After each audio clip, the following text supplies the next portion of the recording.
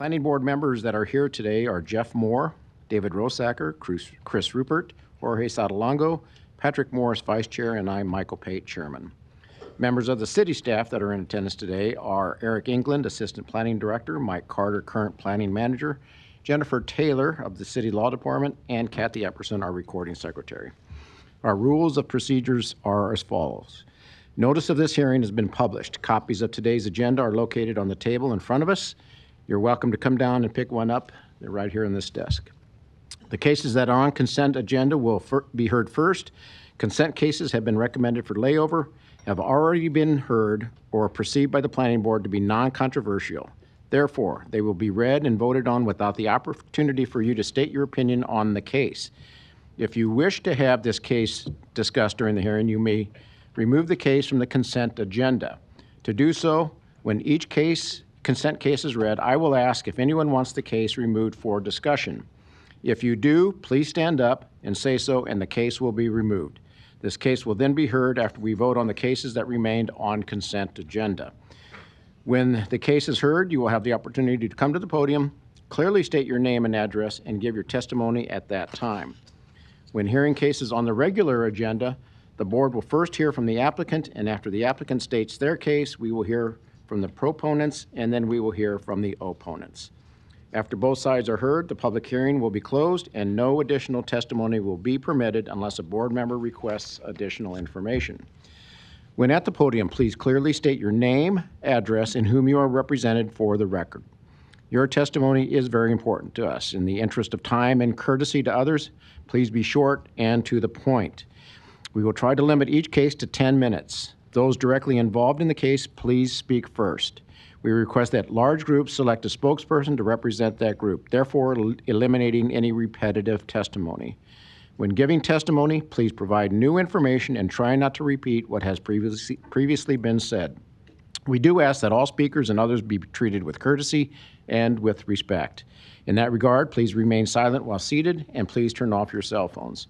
Our decision to approve, deny, or continue a case made here today will be forwarded to the City Council for another public hearing and final disposition by the City Council.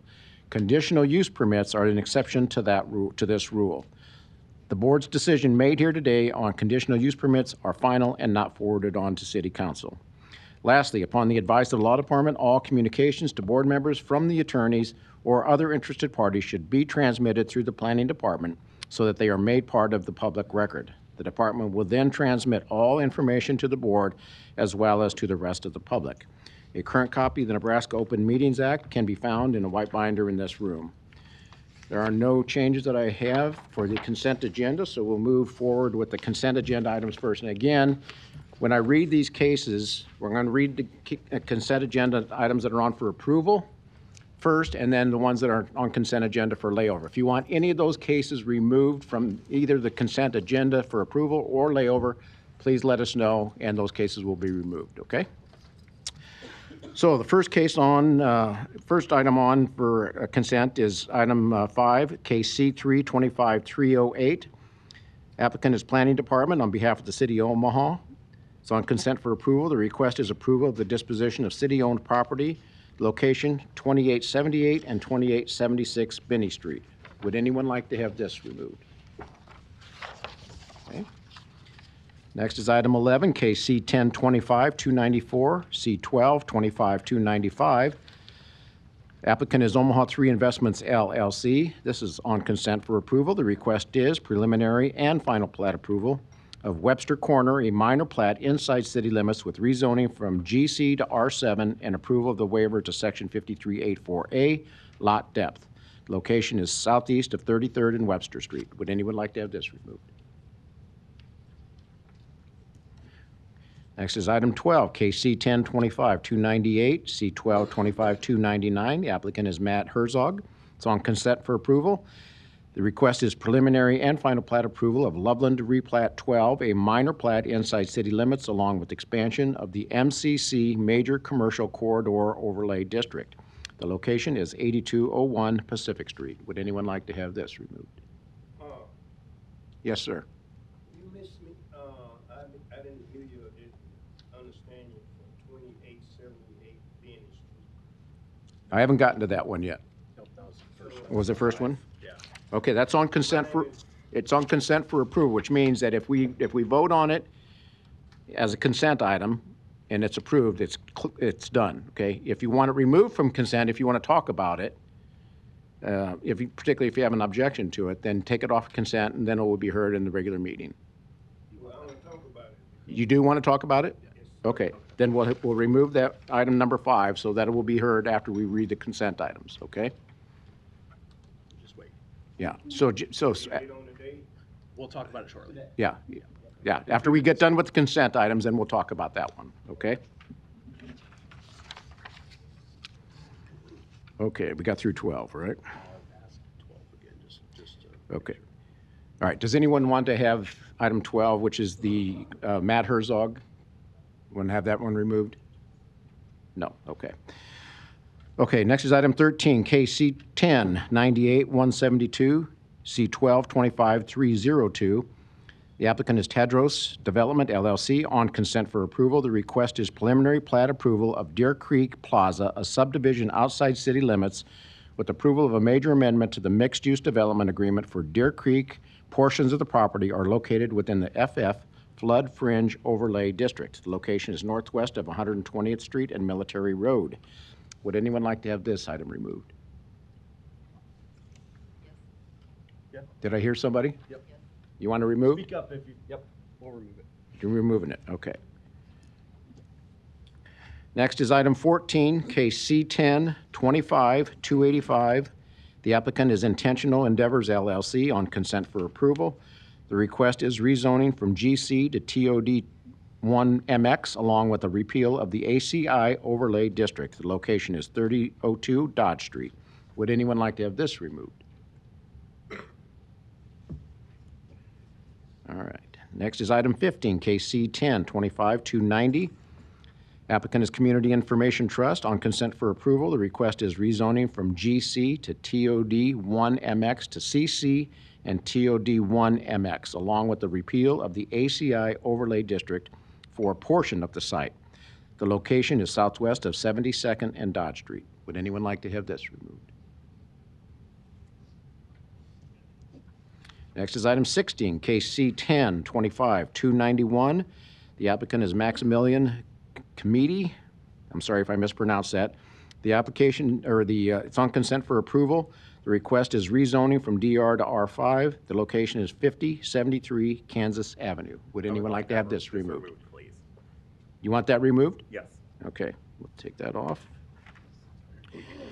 Next is item 17, case C10-08-220, applicant BHI Development, Inc., on consent for approval.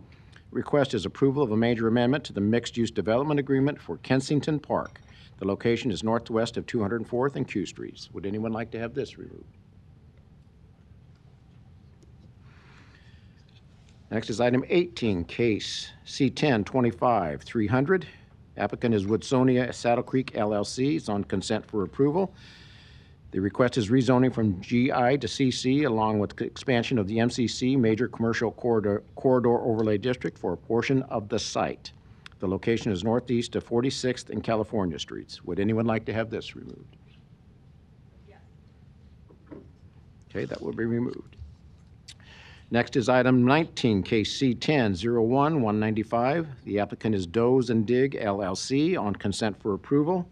Request is approval of a major amendment to the mixed-use development agreement for 180th Plaza.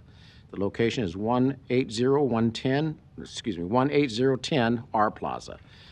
Would anyone like to have this removed? Next is item 20, case C10-25-286. The applicant is Luke Berglund on consent for approval. Request is approval of the MCC Major Commercial Corridor Overlay District. Location is 4910 L Street. Would anyone like to have this removed?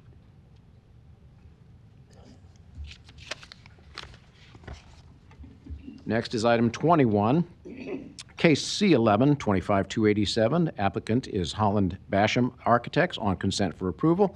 Request approval of a PUR Planned Unit Redevelopment Overlay District. Location is 2510 South 61st Street and 2511 South 61st Avenue. Would anyone like to have this removed? Yes.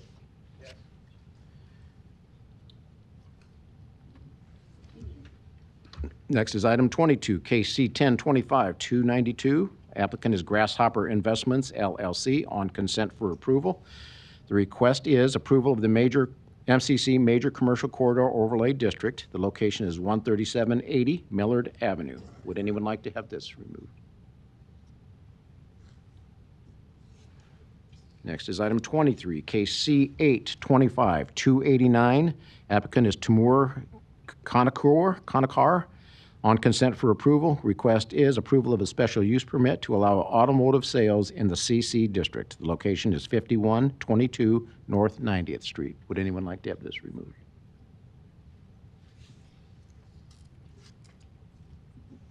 Next is item C 825-307. Applicant is RH Real Estate Company, LLC, on consent for approval.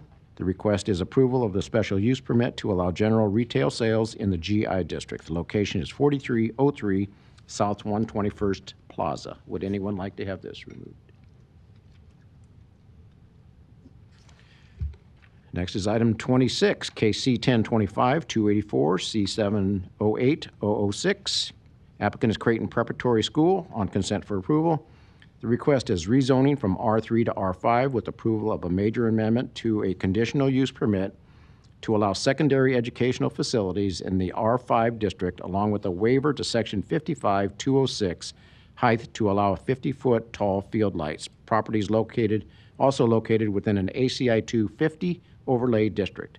The location is 7400 Western Avenue. Would anyone like to have this removed? Next is item 30, KC 725-297. Applicant is Gary Hammer, on consent for approval. The request is approval of conditional use permit to allow an accessory dwelling unit in the R1 district. The location is 9530 Davenport Street. Would anyone like to have this removed? Next is item 31, KC 725-301. Our applicant is Penn Architect, LLC, on consent for approval. The request is approval of a major amendment to the presumed conditional use permit pursuant to section 55883Q to allow religious assembly in the R3 district. The location is 5312 Underwood Avenue. Would anyone like to have this removed? Next is item 32, KC 725-305. Applicant is Mark Sanford, on consent for approval. The request is approval of a conditional use permit to allow an accessory dwelling unit in the R435 district. The location is 7603 North 29th Street. Would anyone like to have this removed? Okay, and the last one on for approval is item 33, KC 725-306. The applicant is Daniel Bazes. On consent for approval, the request is approval of the conditional use permit to allow an accessory dwelling unit in the R435 district. Location is 6458 Franklin Street. Would anyone like to have this removed? Yes, please remove those. Okay. All right, those are all our cases on consent for approval. I'll now read, we have 2 cases on consent for approval, or for layover, thank you. First one is item 10, KC 1022-110. KC 1222-111. Applicant is Andrew Berscheid. On consent for layover, the request is preliminary and final plat approval of the Berscheid subdivision, a minor plat outside city limits with rezoning from AG to DR, along with approval of a waiver to section 5399. Sidewalks portions of the property are located within the FF flood fringe overlay district. The location is 24645 Pacific Street. Would anyone like to have this removed? That means if it's laid over, it could be brought back at a different date because no action will be taken on it today if it's laid over, but it could come back at a later date. Okay, can I not lay it over? Can I? You can come up and testify, and Okay. we'll make it determine if it needs to be laid over. Okay? Sorry. No problem. You're quite fine. Thanks for asking the question. That was the kindest removal. I know a lot of you are new to this, so. The next one on layover is item 27, KC 725-288. The applicant is Straight Line Design. This is also on consent for layover. The request is approval of a conditional use permit to allow an accessory dwelling unit in the R2 district. Location is 5510 North 83rd Street. Would anyone like to have this removed? Okay, that will remain. All right, so we have several cases that were removed from consent agenda, both for approval and for layover. Those cases, after we vote on the ones that remained on for approval and layover, that we vote on those first. Those cases that were taken off will be heard next in order that they were on the agenda, okay? So we have several cases on for layover, consented layover. Do I have a motion or for approval? I motion to approve agenda items number 11, 12, 14, 15, 17, 19, 20, 22, 23, 25, 26, 30, 31, and 32. Second. Okay, thank you. We have a motion and a second. Kathy, please record the vote. Morris, Yes. Rosacker, Yes. Sotolongo, Yes. Moore, Yes. Rupert, Yes. Mr. Chair, Yes, approved 6-0. thank you. Next, we have the one case that was on consent for layover. I'll need a motion for that case, please. Motion to lay over case number 27. Second. Thank you. We have a motion and a second. Kathy, please record the vote. Rosacker, Yes. Sotolongo, Yes. Moore, Yes. Rupert, Yes. Morris, Yes. Mr. Chair, Yes, approved 6-0. thank you.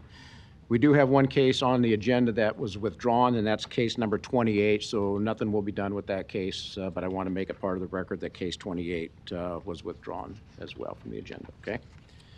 All right, so those cases that were on for consent approval that were taken off will now be heard next in order that they were on the agenda. And the first one is item 5.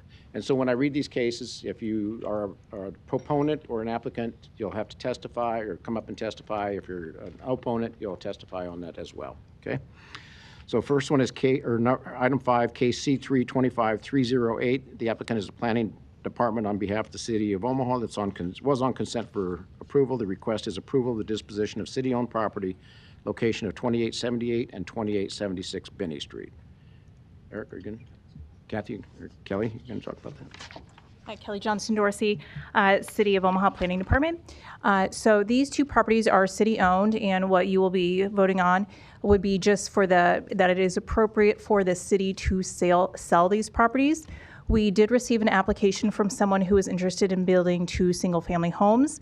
And then we've also, since staff has also spoken with an adjacent property owner who has utilities under the city-owned property. So we've conveyed that we would like to get a survey of the property to understand where these utility lines are, potential replatting or potentially selling that parcel directly to the adjacent property owner, because we don't want to do wrong by a neighboring property owner. But just, we need to get a survey to really understand what the conditions are underground. But again, what you would be approving today is just that the city is appropriate to sell these properties, whether to the adjacent property owner or to someone else, just that it's appropriate for the city to dispose of the properties. Have you already ordered the survey? We have not. We are in the process of outlining an email to get quotes. Okay. Yeah. All right. Yeah. Okay. All right, are there any other proponents that wish to speak on this? Okay, are there any opponents? I assume you're here to maybe to oppose what's on the agenda. If you are, please come up and enter your name and address for the record, please.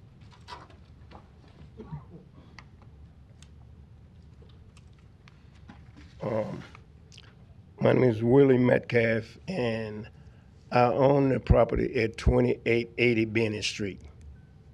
And my sewer goes across my property line to property 2878.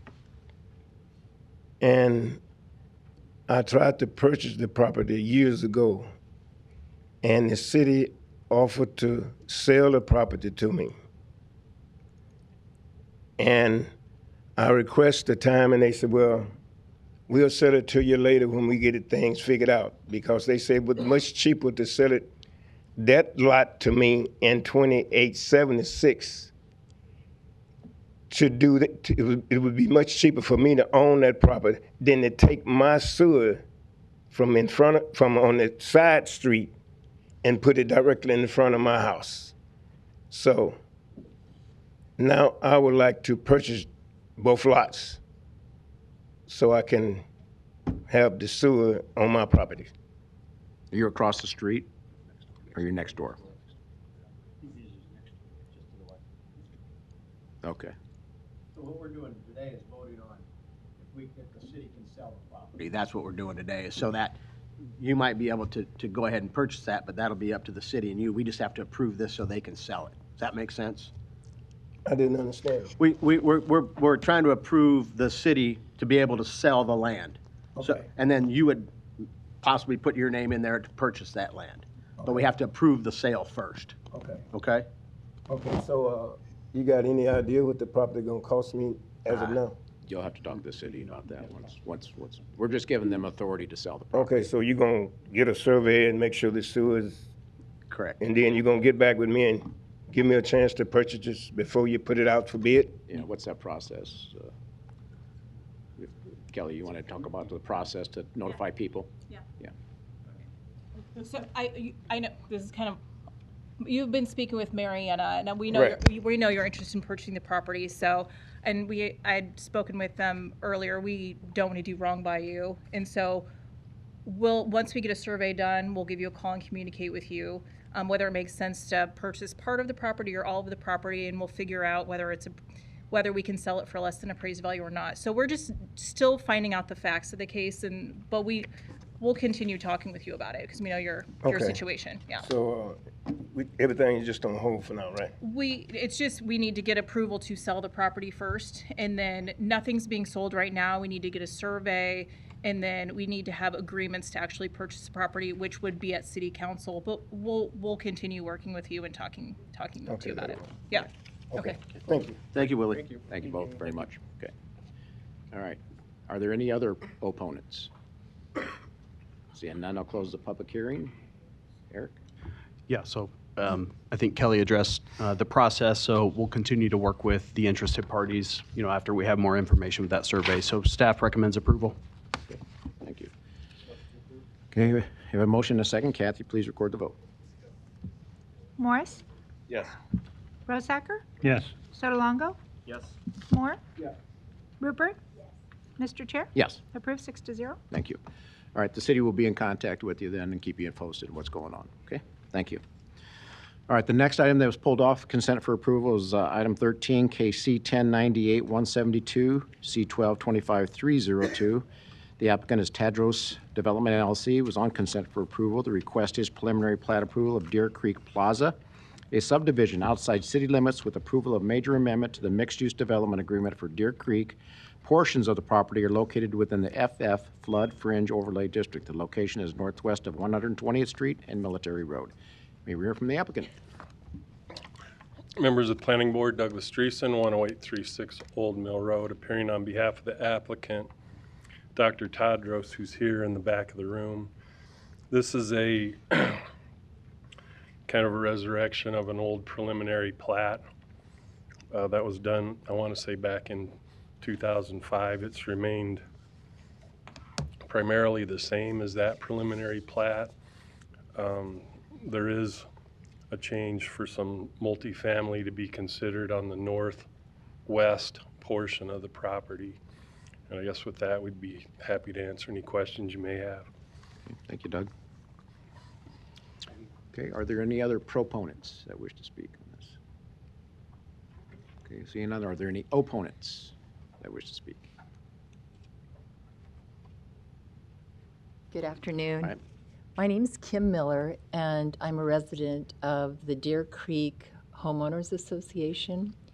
And this is my first time being here. I'm a retired nurse, We just need your address. 6910 North 122nd Court.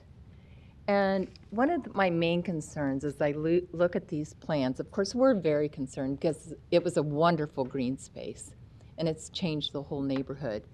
On Military, there is a tremendous amount of traffic since we've added some high schools on Military Road and a lot more development.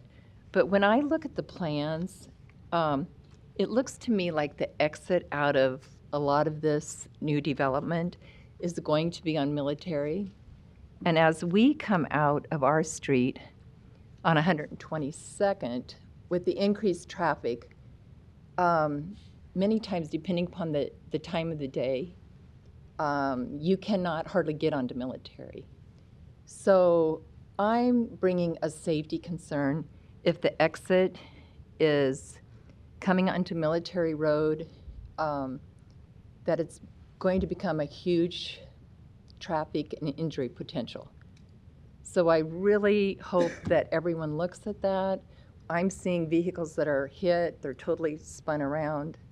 And I think before this development goes on, that we need to look at the potential for public injury.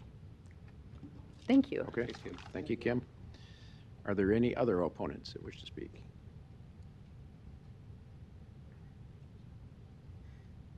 Are you going to speak? Okay. I'm not sorry. Okay, that's all right. No other opponents on this? Okay. If not, Doug, you want to talk about the access points on this? Sure.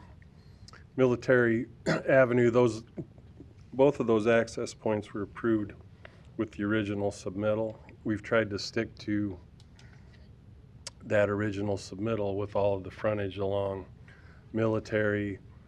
I understand the neighborhood concerns. That area has experienced significant growth since this plat was approved. My guess is Military will get improved shortly, and some of those accesses will be eliminated. We have a connection over to 122nd Street, ultimately with the development of this plan, which will direct the full movement out of the subdivision to 122nd Street. So I think what we have is a temporary condition at this point. And ultimately, when things get improved, which if you're having those kind of traffic problems up there now, they should be getting improved pretty soon. That will solve the problem. Do you know, is that 122nd intersection, is that a full access intersection? That's a full access. Okay. Nope. And I would assume it's going to remain a full access. The right in, right out, which is kind of a full access now, when Military gets improved, my guess is that gets stuck with a right in, right out. Right. Our understanding's always been that that's going to be a right in, right out. So we're okay with that. Okay. Great. Thank you. Right now, there's no light on that intersection. What's There's that? no There's light. no light on that intersection. No, I don't think there's lights on either one of those. Mhm. Okay. Thank you, Doug. All right, I'll close the public hearing on this end. Eric? Yeah, so we do have representatives here from Public Works Department if you'd like to answer any questions specifically about the traffic engineering. Based on the comments in the report, I don't believe this got to the threshold of requiring a traffic study, but we do have Ryan Haas that's available for questions.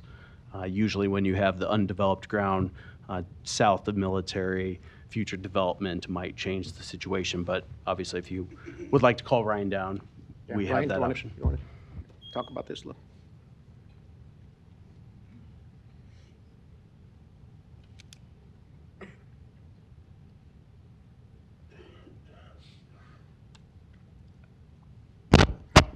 Ryan Haas for the Public Works Department.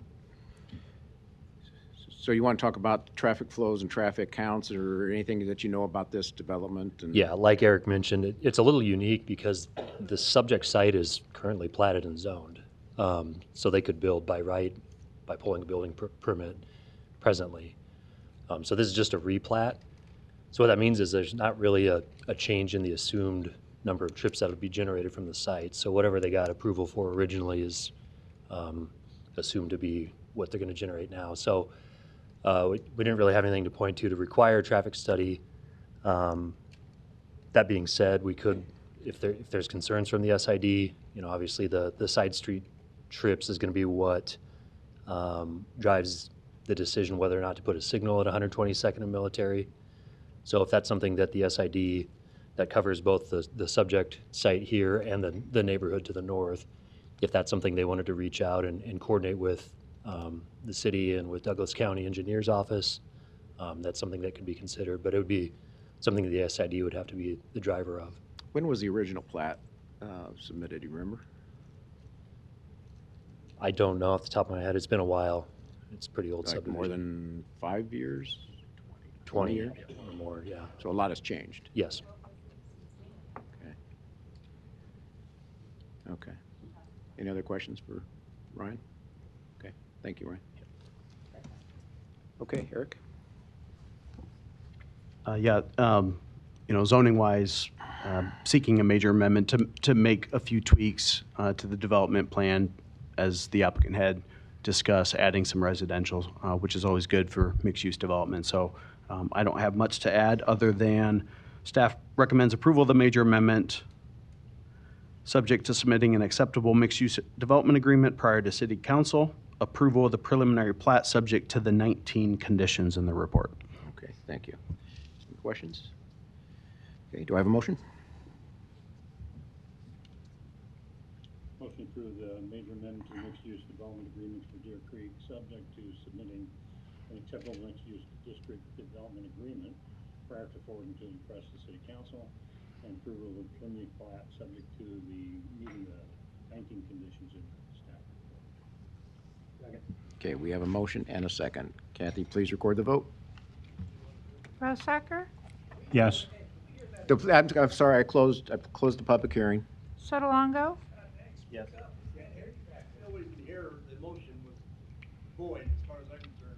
Would you like me to read the motion again? Okay. I'm sorry, I didn't have my microphone on. Approval of major amendment to the mixed-use development agreement for Deer Creek, subject to submitting an acceptable mixed-use district development agreement prior to forwarding the request to the city council. Approval of the preliminary plat, subject to meeting the 19 conditions of the staff report. Okay, we have a motion and a second. Kathy, please record the vote. Sotolongo, Yes. Moore, Yes. Rupert, Morris, Yes. Rosacker, Yes. Mr. Chair, Yes, approved 6-0. thank you. That case will be forwarded to city council, so if you want to testify to city council, you certainly have the right to do that as well, okay? Next is item 16, case C10-25-291. The applicant is Maximilian Kmead. I'm sorry if I mispronounced that. It's on consent for approval. The request is rezoning from DR to R5. The location is 5073 Kansas Avenue. May we hear from the applicant? How do you pronounce your last name? Go ahead and enter it into the record anyway for us. It's Maximilian Kemdi. MD, okay. Yes. And your address? My address is 21210 Old Coach Road in Elkhorn, Nebraska. Okay, thank you.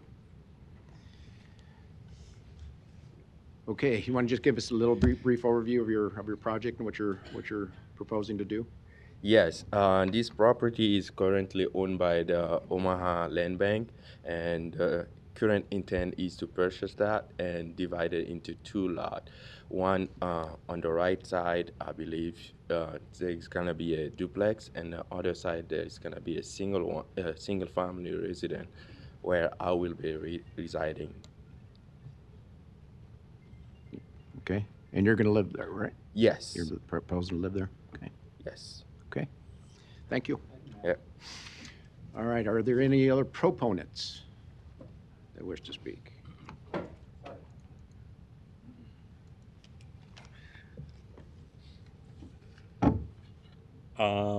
Lucas Sode, 3727 North 108th Street. Good to see that the land bank is getting used. Good to see some infill in a neighborhood that needs all the investment it can get. One suggestion for the applicant is, if they weren't thinking all this already, have the townhomes extend, the 2 duplex halves extend over the garages, then pull sort of the foyer forward so it's forward of the garage face, if you will. Will make it a lot more neighborly and a lot less snouty, because snouts do not look good on houses, it turns out.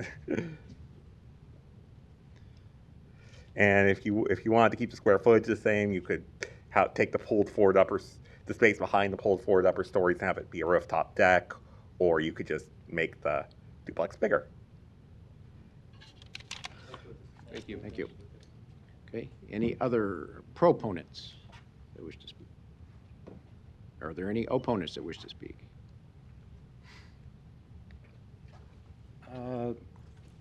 Hi, I'm a little embarrassed I'll to need your admit name this and is. address for the I'm record, sorry, please. Michael Kaufman, address is 9518 Davenport Street in Omaha. Okay. As a former attorney, I'm a little embarrassed to admit this, but I was under the impression, and I'm obviously wrong, that if I did not speak up to have, asked to have something removed from the consent agenda, then I would have an opportunity to speak against it. But I do want to voice opposition to item number 30 on the agenda. And I'm sorry for speaking out of Hold on turn. a This second doesn't concern before your you move. property. I sincerely approved. Okay, we already apologize approved it. for Yeah, what time my did you confusion. get here in the meeting in time? I did. I've been here since 12:45. Okay. I apologize. Yeah, well, we had that on consent for approval, and I asked if anybody wanted it I- removed. And I sincerely apologize for that, but I was confused. I was under the impression that if it was being asked to be removed, then I would not have a chance to speak out against it. But I do want to speak out against this one. Unfortunately, a vote has already occurred, and with the conditional use permit, looking up at the advice of the legal department, I don't believe any recourse can be taken today. Okay. Well, I've got, But if you're going to talk about, we've already. no, voted. I understand that. I've So got letters. This is case number, what are we on? 16. Apologize again. Okay, so I if you're not going sincerely to talk apologize. 16, I got to cut you off here, okay? Okay. I got to cut you off if you're not talking about case 16. I'm not. Okay. Am I gonna have an We opportunity need to to take care speak? of business on number 16. It's closed. It's closed. Okay. Yeah, sorry, Michael. Okay. Okay. Thank you. All right. All right, so, This is going to go to city council, correct?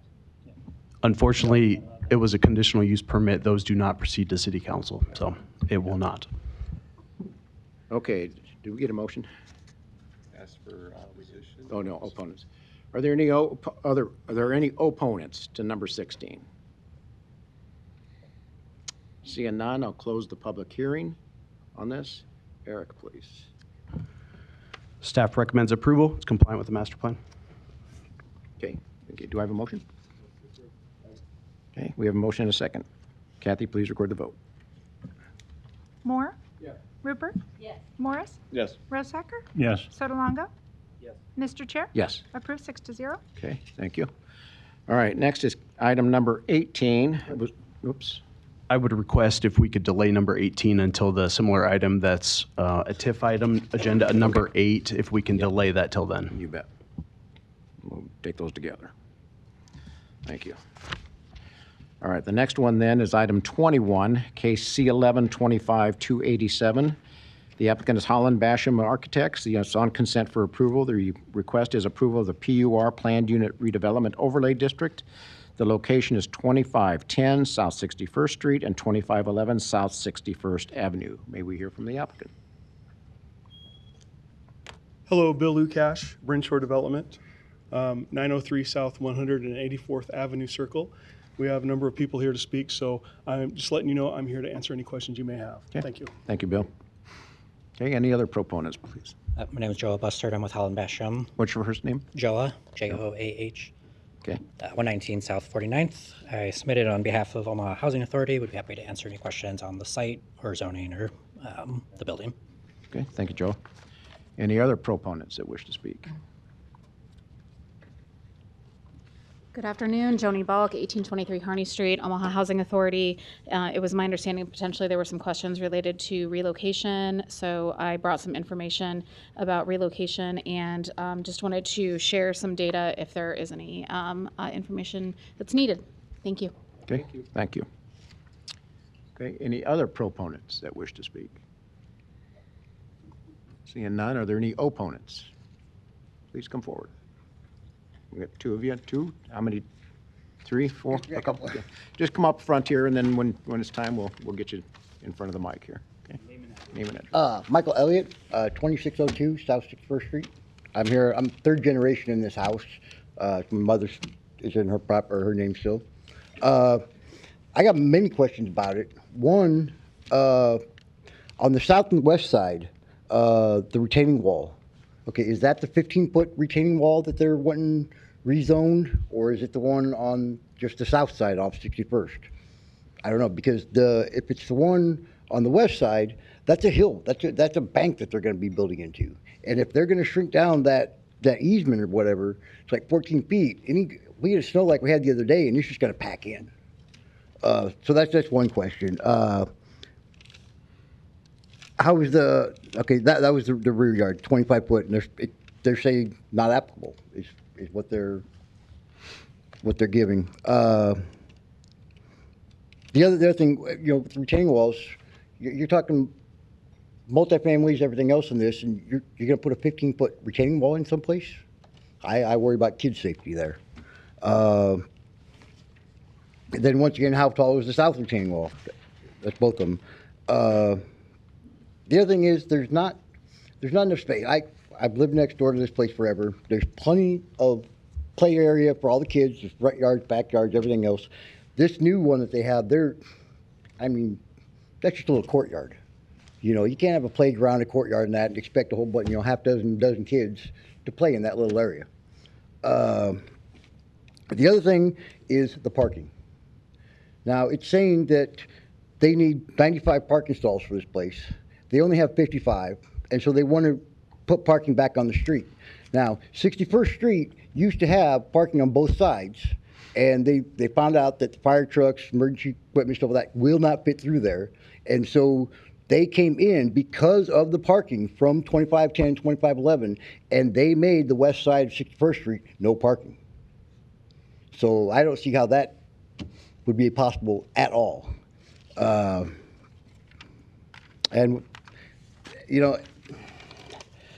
the other thing is just the tenants that stay down there, last summer especially, I don't care what night of the week it was, 4 o'clock in the morning, there's music going on down there. They're out in the parking lots, hanging out, big groups of them. Fights break out all the time. Where are you referring to? Where are you? The current apartment. On the site, okay. They're currently there. Yeah. Like I said, there's plenty of play area for the kids and that, but the tenants and the people that stay there, years ago, when it was Armstrong or that, we used to talk with him about it and tell him that there's brand new cars in his lot and everything else. And he came in and he would take care of it. He would work with us. But ever since then, I have no idea who to get a hold of. It's gotten out of hand. And I know for a fact that they issued an eviction notice to the tenants on both places of, I think, June 31st of this year. There are still people living there that were supposed to have been out the 31st of June. So, they're just hanging on. They're just, I don't know what's going on with that, but it's been bad enough with the, 30-some two-story, main level or that tenants and that, but to go to a 4-story building in that neighborhood, in 95 places, and then have a parking issue in that, and like I said, a play issue for the kids, I have serious problems with that. Okay, great. Thank you, Michael.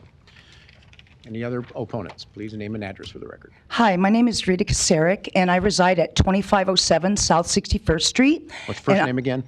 Rita Kasarik. Okay. And I reside at 2507 South 61st Street. Okay. I am a homeowner. I've worked very hard for my home, and I have been at war at OHA since I purchased my home in 2009. I am begging you right now, they have 16 units over there, 12 2-bedroom and 4 3-bedroom. Okay.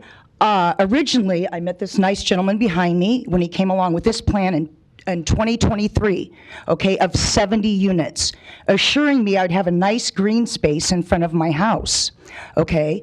And now we are in 2025. We still have 7 families living over there. There is no management, no cameras, no code of conduct. Okay, the parties in the parking lot with the gangs, okay, and mind you, OHA claims that there are no gangs in Arbor Villa. Well, excuse me, let me rewrite that, AKA baby daddies, undocumented tenants. Thank you very much. Okay, and so then a month ago, I received this in the mail where they're just trying to project it down to 55 units from 70. Currently, there are only 16 that are not properly managed. In this time that of living there, in the 16 years, I've been threatened with my life As a matter of fact, this morning I was chased down by a pit bull of tenants that are still living over there. Okay, I've had my son's life threatened. I've had my car windows broken out twice. I've had my stepson's car windows smashed out and tires slashed.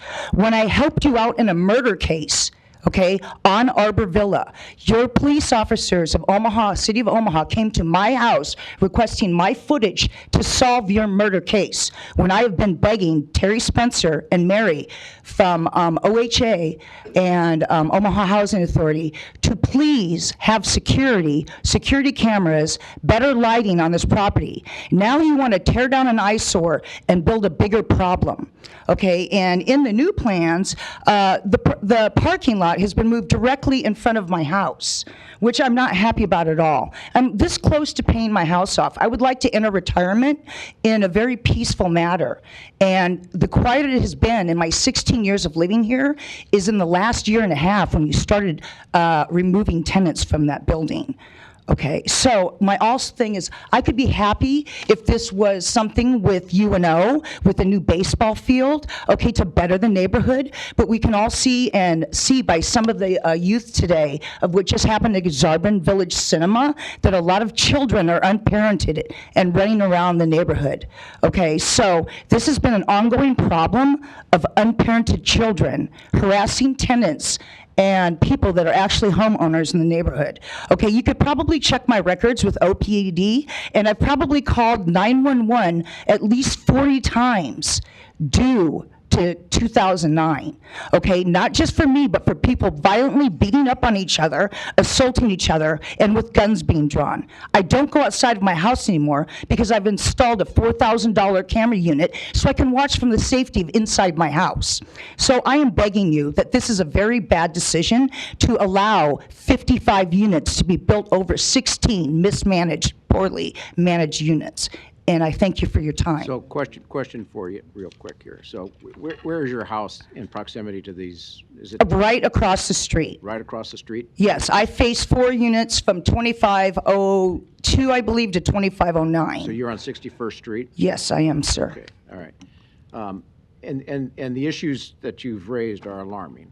They are very alarming. I'm afraid for my Let me life. finish what I'm going to ask you here. Very alarming.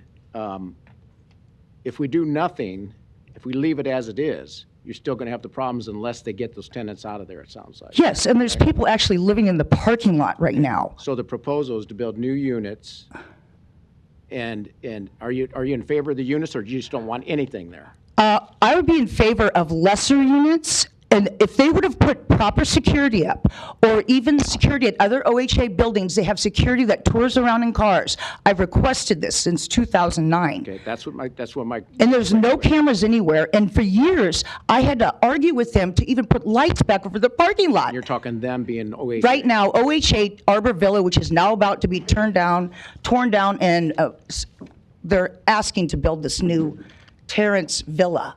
Yeah, okay. All right. Okay, great. I appreciate your I might time. have another question for you later, but that's good. Thank you for your input. Appreciate that. Okay. Any other opponents? Yeah, Jim Armstrong, 2518 South 62nd Street. I have to agree with everything this lady that ahead of me just said. I get guys coming through my yard, way up where I live. We hear that music, car horns, car alarms going off all times of the night. I've had to deal with, and I've been in my house for 25 years now, and I called the Omaha Housing Authority, the gal I was dealing with down there, I think her last name was Poor, got absolutely nothing from her. Nothing. Then you turn around, I seen some guys down there, and they were the maintenance guys. And I asked them, I said, how do you get in contact with anybody to do anything at this place down here? And they go, well, you just call, and they gave me your number. I said, I've already got that one. That one didn't work. I said, so what's next? They go, we don't know. She just cut our staff by 18 members. We lost 18 maintenance people. When was this? This was probably had to be about 6 years ago, maybe 7. And the other thing is the parking down there. You don't have the parking, and you're not going to park on Arbor Street unless you're going to make that a 4-lane road. Because if you go down there during graduations, hockey games, concerts, and everything, UNO sits up there on 60th Street, and they're just directing the traffic like this. So everything comes to a dead halt. Now you're going to have cars here, and you're going to have cars trying to come up here. Where the hell are you supposed to get through at? You can't say, because you can't get through. And this could last for 45 minutes at a time. And now you want to put 55 units up there? You got to think about this a little bit. You're going to double plus what you got down there now. And there are gangs, and there are people that, you know, if they lived next to you, you'd be calling OPD every day. So let's get this straight. Let's get it straight now. You can't put double the people down there. You don't have the parking. You don't have the ground to do it. And it's going to end up being the same thing that it is before, or that it is now. And Where Jim, does it stop? Jim, where's your house in proximity? You'd have to go up one more block. It's not even on here. But I got 2518 South 62nd Street. Okay, this way. Yeah. But yet they come right through my yard. Everybody. Okay, so how do you know they're from those? Because they cut through the empty lots that are across But how do you the know street. they're from there? Because I see them cut across. And go to those. Yeah. Okay. I mean, this is. You've got this is apartments. You just got a- apartments right by the arena, right? Yeah, you got Broadmoor apartments there. Please, no outbursts. Yeah, that's just a hill right there. That's for the sewer separation project that you got back there. Yeah. Okay. Anything else? I mean, but you got to rethink this. And if you got any answers, I'd like to hear them. Yeah, we'll call the applicant Unless back you're up going to here in a have bit. security down there 24 hours a day, 7 days a week, and be able to maintain it, which you couldn't do the units you got down there now. What are you going to do at 55? Tell me. I don't hear nothing. You guys hear anything? No, we'll get the applicant back up here in a second. So I'd like to hear what you have to say about it, and you. Sir, address the board, So please. let's hear it. Thank you. All right, thank you. You're talking to us, okay? Okay, any other opponents? Okay, Bill or whoever, several of you probably need to come back up anyway to talk about. So Bill again, your Lukash, name and Brinshore address. Development, 903 South 184th Avenue Circle. A couple of things. First of all, the property is going to be owned by Limited Liability Company, and it will engage with the Selden Property Management Company to manage the property. It will not be managed by, excuse me, the Omaha Housing Authority. We have Selden then engage with the security company to manage the properties. That's the case with all the developments that we do here in Omaha. So I just want to make sure I understand that correctly. The management will be completely different from how it currently is to how it will be. Correct. It will There be will be a managed by- private management company that contracts with a private security company. That's correct. And the ownership as well. The ownership. The ownership will also. It is not the Omaha Housing Authority, correct? Right. Okay. So that's the basic structure of how this is going to work. There are market rate units in there. There are affordable units. Some of those affordable units, about a third or maybe a little bit more, will be supported by project-based vouchers by the Omaha Housing Authority. So these 55 units are all built to the same standard. They're contemporary, very modern, very nice, because we have to attract market rate tenants as well. And part of that attraction of the market rate tenants is that we have a property that's properly upkept, that is safe, that is clean. And, you know, the ownership group that owns these developments works very closely with the Selden Company to make sure that our properties stay in those conditions.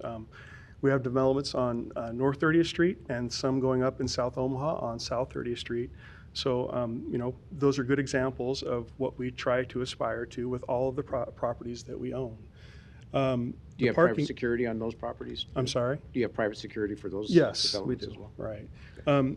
Joe, I was wondering if you could maybe come up and talk a little bit about some of the parking situations in those. Hey, Bill, could I ask you a question? Yeah, sorry.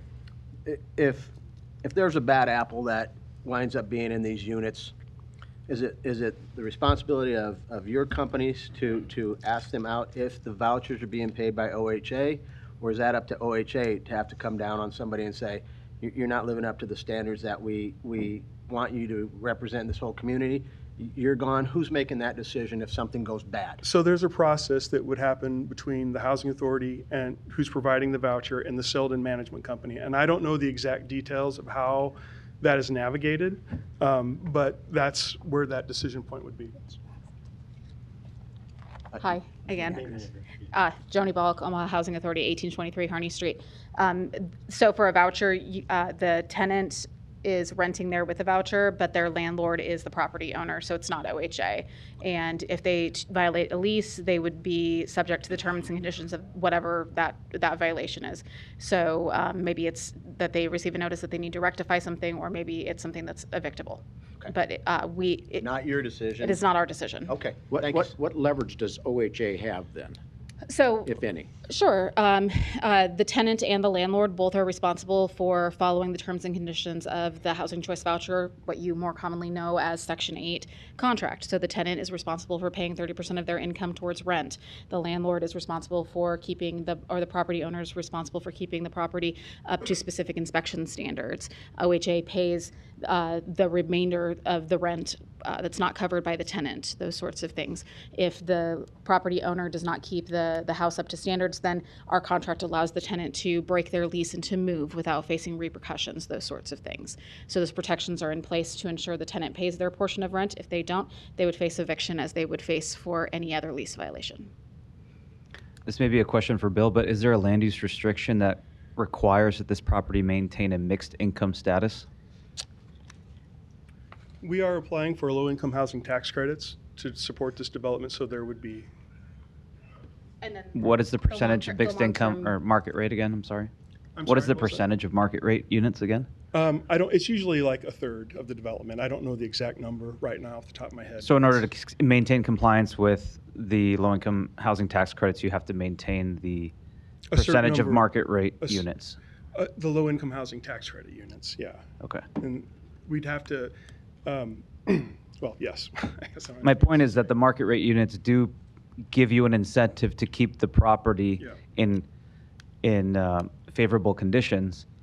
And let's just say nobody wanted to rent those market rate units. Are you then allowed to go full affordable? They're going to be market rate units. They will stay market rate units. Okay. And then the project-based voucher contract is a long-term 20-year contract. So And I am aware there's that land just use to restriction. apply for these credits and to get awarded, you do have to have a mixed income. Yes. But I just wanted to make sure I understood what the mechanism is there to ensure that it stays mixed income, Yeah, that's the land use restriction. the land use restriction. Okay. And also, it may not hurt to just kind of revisit. So I did go around the neighborhood a couple of years ago, as was said earlier, and tried to talk to neighbors a little bit about the development. At that time, we were considering a 74-unit development with underground parking that would allow for some green space on would be the northwest or northeast corner of the property. We were not awarded tax credits at that time because our development was essentially too expensive per unit. We had underground parking and all these kinds of things. So we had to scale it back. We scaled it back from 74 units to 55 units to make it more affordable. During that process, between when we applied and after we learned that we didn't get them, we heard that the northeast corner of the property would now be located in floodplains where it previously wasn't before. So that added some complications to the site. And it is no doubt a complicated site physically to get this building on. So we had to make some changes, and part of that was giving up some of the green space that I was sure that we were going to have on the northeast corner. So it is my fault for not conveying that to neighbors that we did have to make a change in the design. We did try to keep as much green space on that corner as possible, but once the parking had to be pulled out from underneath the building, it had to go over into that floodplain area because we cannot build the building over there.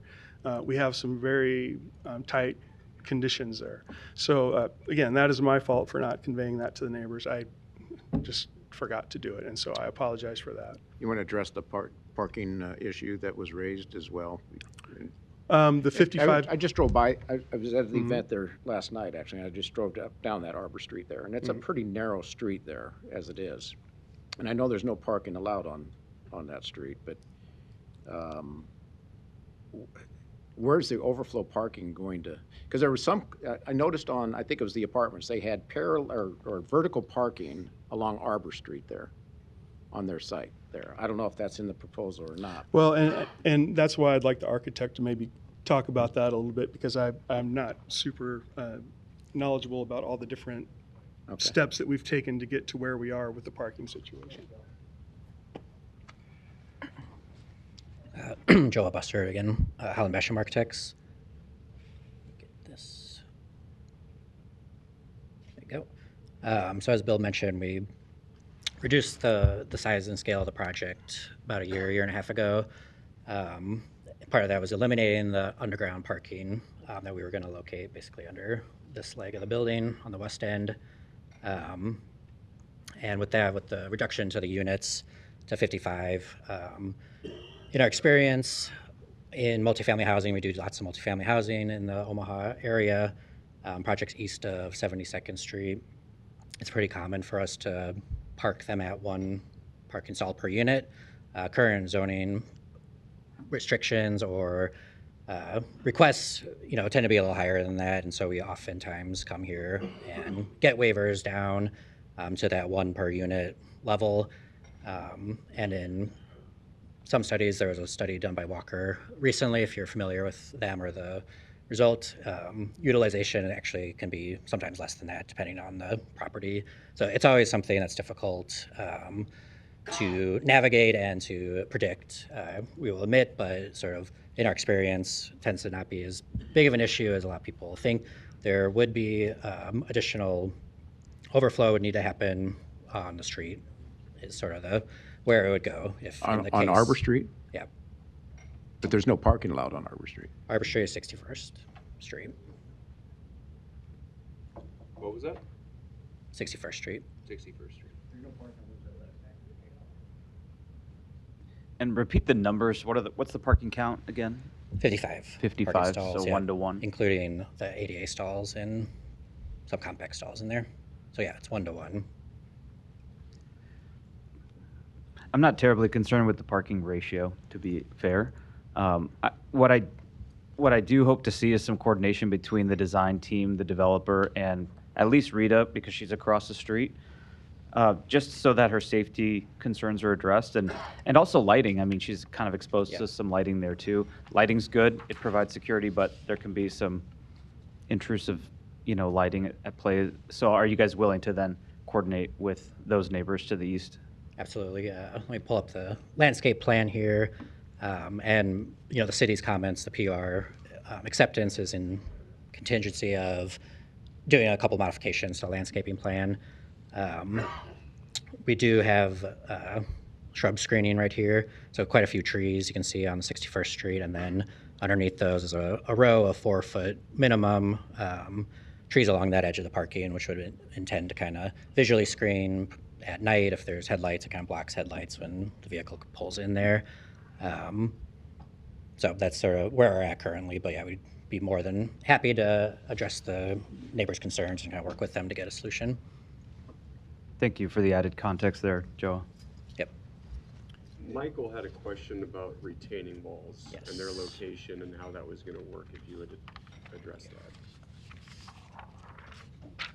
that. Yeah, so as they mentioned, it is a steep hill here, especially on the west end. It's heavily treed, sort of on all sides there.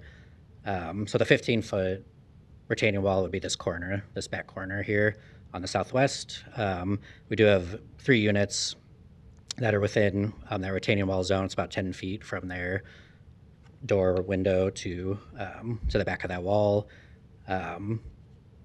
We've talked as a team with Brincher and everyone else as the opportunity that it could give some private sort of backyard space to those units and sort of fencing off for security reasons on the north end there. So, there isn't individuals traversing back there. There will be a fence on top of the retaining wall as well, given the height. There is another one on the south end here and on the east half, it's not quite as tall. It's below 10 feet. And the building's kind of partially buried into the hill here as well. And back here is a trash room, maintenance, and a storm shelter and whatnot that don't require windows. Is there, do you guys consider any other size of a building other than 4-story or 3-story building on this site? You know, we did a number of studies, especially earlier on when we had the 70 plus units. The 4 stories doesn't really work funding wise. It kind of jumps us up into another construction type, which ends up being more expensive. And it would only really add density to the project.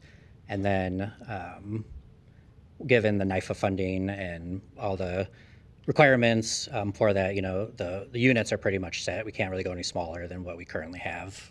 The NIFA requires certain space sizes per bedroom, per living area. And so that's basically what sets the building size as where we're at here. Let me add a little bit to that. Bill Lukash, Brinshore Development, 903 South 184th Avenue Circle. So, and he doesn't really know the bigger context, but this is part of the Choice neighborhood effort to redevelop Southside Terrace Garden Apartments. And there are, you know, 700 people that we have to build housing for under that process. So every development site that we're working on has a budget of the number of units that we sort of need to hit. Southside Terrace Phase 1 is 92. Southside Terrace Phase 2 and 3 are in the 110 to 120 range. So we have a plan to sort of budget them out. Originally, we hoped to do 74 here, but we realized that that wasn't going to work. We downsized to 55. If we were to downsize or upsize, it has a ripple effect through our other redevelopment efforts in South Omaha. So one of the great things about this site is that it gives people a real opportunity to get affordable housing that isn't in South Omaha. If they want to live in Midtown, Exarban, Village area, that this is a great location for them to make that decision and live there. So 55 is where we're at now with our budget. That's what we submitted to NIFA for, the Nebraska Investment Finance Authority, for low-income housing tax credits. We can't really go a lot smaller or any smaller right now because we're locked into that number with NIFA. If we wouldn't get a tax credit award, then we could maybe look at it again, but that's where we're at right now. It's what we need to kind of meet our overall housing goals for the Choice neighborhood effort. Great, good explanation. Thanks. Quick question for you, Bill, before you sit back down. Yeah. Who is the current owner of the property today? Is it Brinshore or is it Omaha Housing? It's River City Housing, I think. It's not Brinshore. I don't think it's the Housing Authority. Oh, I'm not sure. Somebody Yes, else. I'm wrong. Somebody owns it.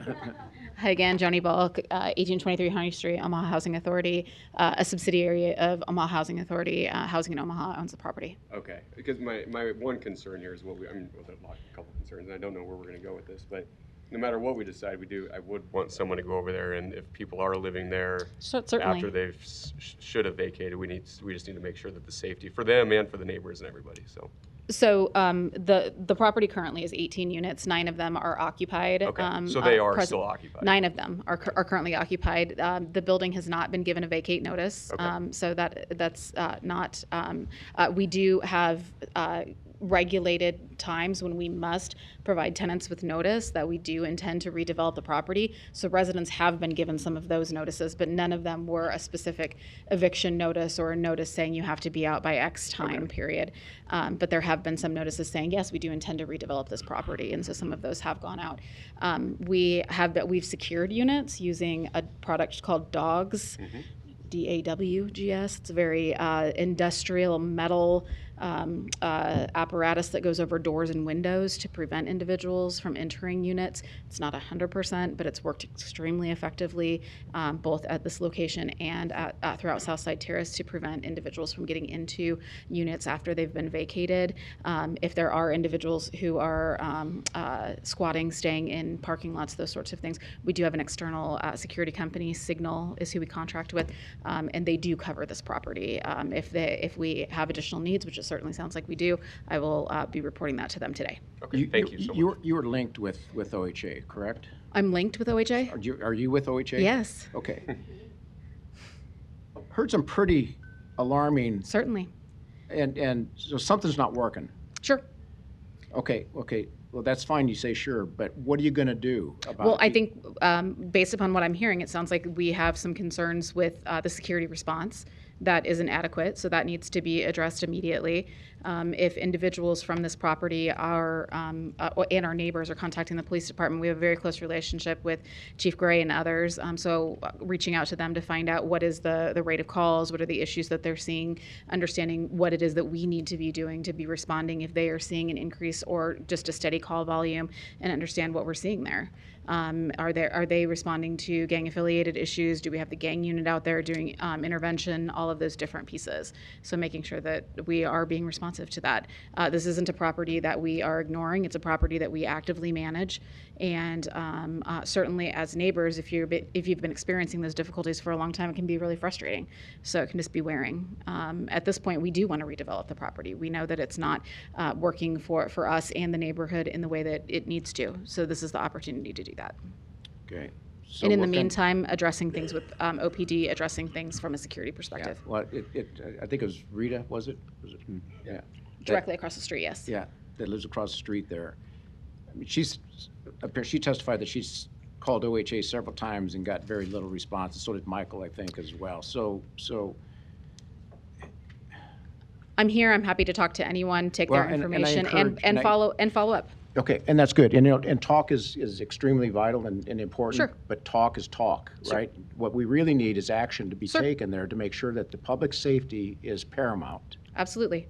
Not just for the residents there, but for the neighborhood there as well. So I would encourage you to get together and continue to communicate and talk, but to really enforce some action. If those accusations are accurate, which I believe that they probably are, then something needs to be done. I'm happy to speak with them as soon as we're done here and to coordinate with the Omaha Police Department. We've had really great responses at other properties in addressing issues and concerns, whether it's with individuals that are at our property or individuals coming and going from our locations that aren't necessarily tenants but are not there for great reasons. If this moves forward, what would be the vacate time for those 9 remaining families or people that are in the? It depends on the tax credit award. I don't have a specific timeline. Once we receive that award and we know when demolition would happen, then we back up from there. So I wish I could tell you the exact date, but I don't know it, and I don't want to say something that would be inaccurate. That's okay.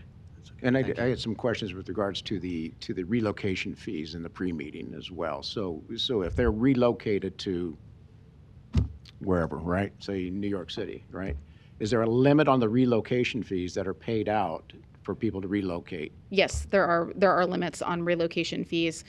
So more broadly, backing up for just 1 second, more broadly, all tenants, because this is part of the choice neighborhood, are provided with uniform relocation assistance as guaranteed by the government, because there are government dollars coming into the redevelopment that are happening here.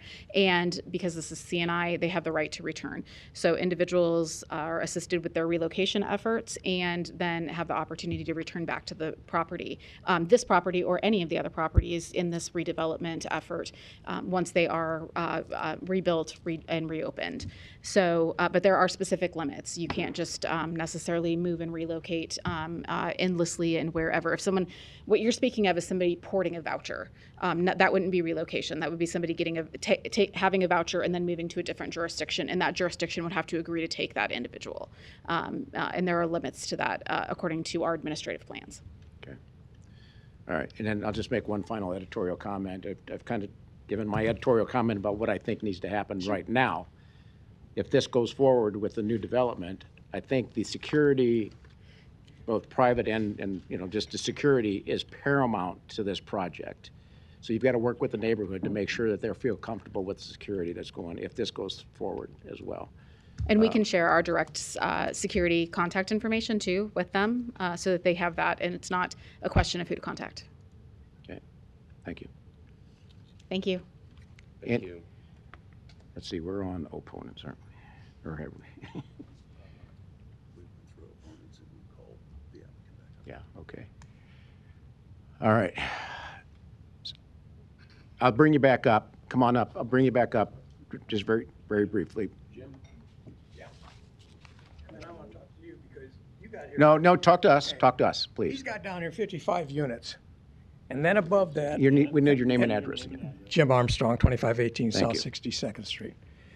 And he says that, okay, well, we're going to, and you said that you're not worried about the parking.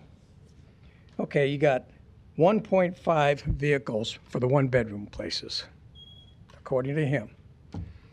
You got 2 stalls or 2 parking spots for the 2-bedroom, and you got 2 for the 3-bedroom. That's 90 stalls. So you're Okay, talk to us. Okay, so I'm he's getting- 40 cars. He's 40 cars. What are you going to do with 40 cars? 40 vehicles that you can't park. You can park on one side of the street. You go down Arbor Street, you can't park on either side. And you'll see what I'm talking about. And he knows that you can't go down Arbor Street when they're having graduations, baseball games, hockey games. Now they're going to build another place down there. You can't do that down that street. It's impossible. You got to find another way, or they got to find another way. And 55 units down in that small area is too many. Okay, we've heard Just you. because he's getting the incentives to throw it in there. Okay, great. We appreciate it. Thank you. So let's cut it we've in got the half. message. You might have a chance. We've got the message. Thank you. All right. Any other opponents that haven't spoken yet? Seeing none, I'll close the public hearing. Eric. Yeah, so this project is a PUR, which is planned unit redevelopment, which means the plans that are before the planning board, in which will go to city council, really lock in the project. There can be minor adjustments outside of that, but really it sets in stone kind of what the project will look like, what the layout is, subject to some of the landscaping requirements that'll be part of the recommendation report that Joa had briefly mentioned. So, there is that benefit with the PUR that what you're getting, and there were no building elevations that were shown, but it's this building meets our highest design criteria for building materials in the city of Omaha. Regarding parking, we have an outdated parking requirement in our zoning code. What was just mentioned is the current Omaha code requirement. However, for over the past dozen years, we have been supporting reduction of parking on site from one parking stall per one residential unit. And we will have further changes that go to the greater Omaha area in the coming months that will also support that ratio. So staff is more than comfortable with what is being proposed regarding the parking count and the unit count in general as well. So that being said, staff recommends approval of the PUR subject to submittal of final plans prior to city council. Okay, thank you. Any questions?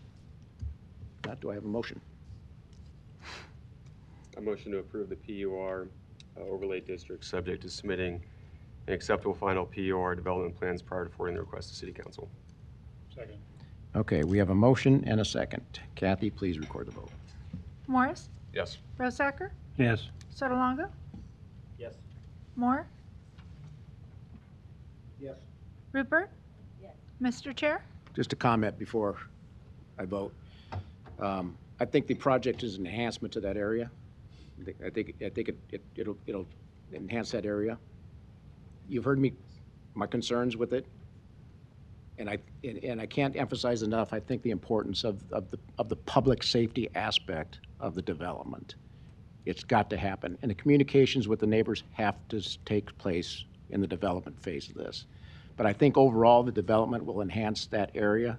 I am concerned a little bit with the parking area. We've had this discussion on other parking issues across several projects as well, but I'm a little bit concerned with it because that area is pretty tight in there as it is.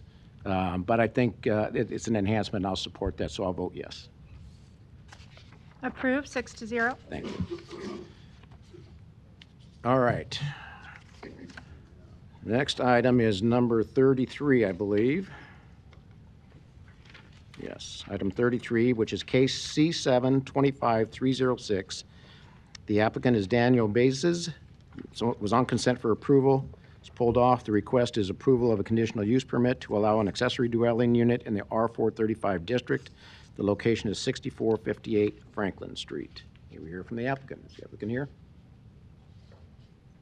No? Any proponents?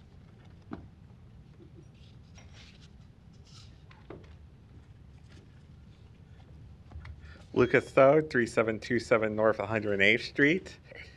Go to the applicant, go for it. Just don't forget that you're putting another dwelling unit in the building, so you need to fire separate the two so that the fire downstairs doesn't instantly become a fire upstairs. A couple tips on that. Ductless HVAC is a big help because you don't have to worry about registers and ceiling radiation dampers that you cannot get from Home Depot. Surface mounting light fixtures, that gets you down. And then your 5A Type X, your hat channels, putty pads, fire cock. Remember that stuff. Got it. Thanks, Lucas. Oh, one more thing. Tilt turns make really good egress windows. Just another thought since the basement unit. Well noted. Any other proponents? Are there any opponents? Seeing none, I'll close the public hearing. Eric? Yeah, I just want to reassure Lucas, we'll make sure that our code officials make sure they follow all the fire separation. But yeah, anytime you have an internal ADU and converting a basement space, that is part of the process. So thank you for pointing that out. I don't think this is more aimed at the applicant. I know your fire officials look good, Okay. but just All right.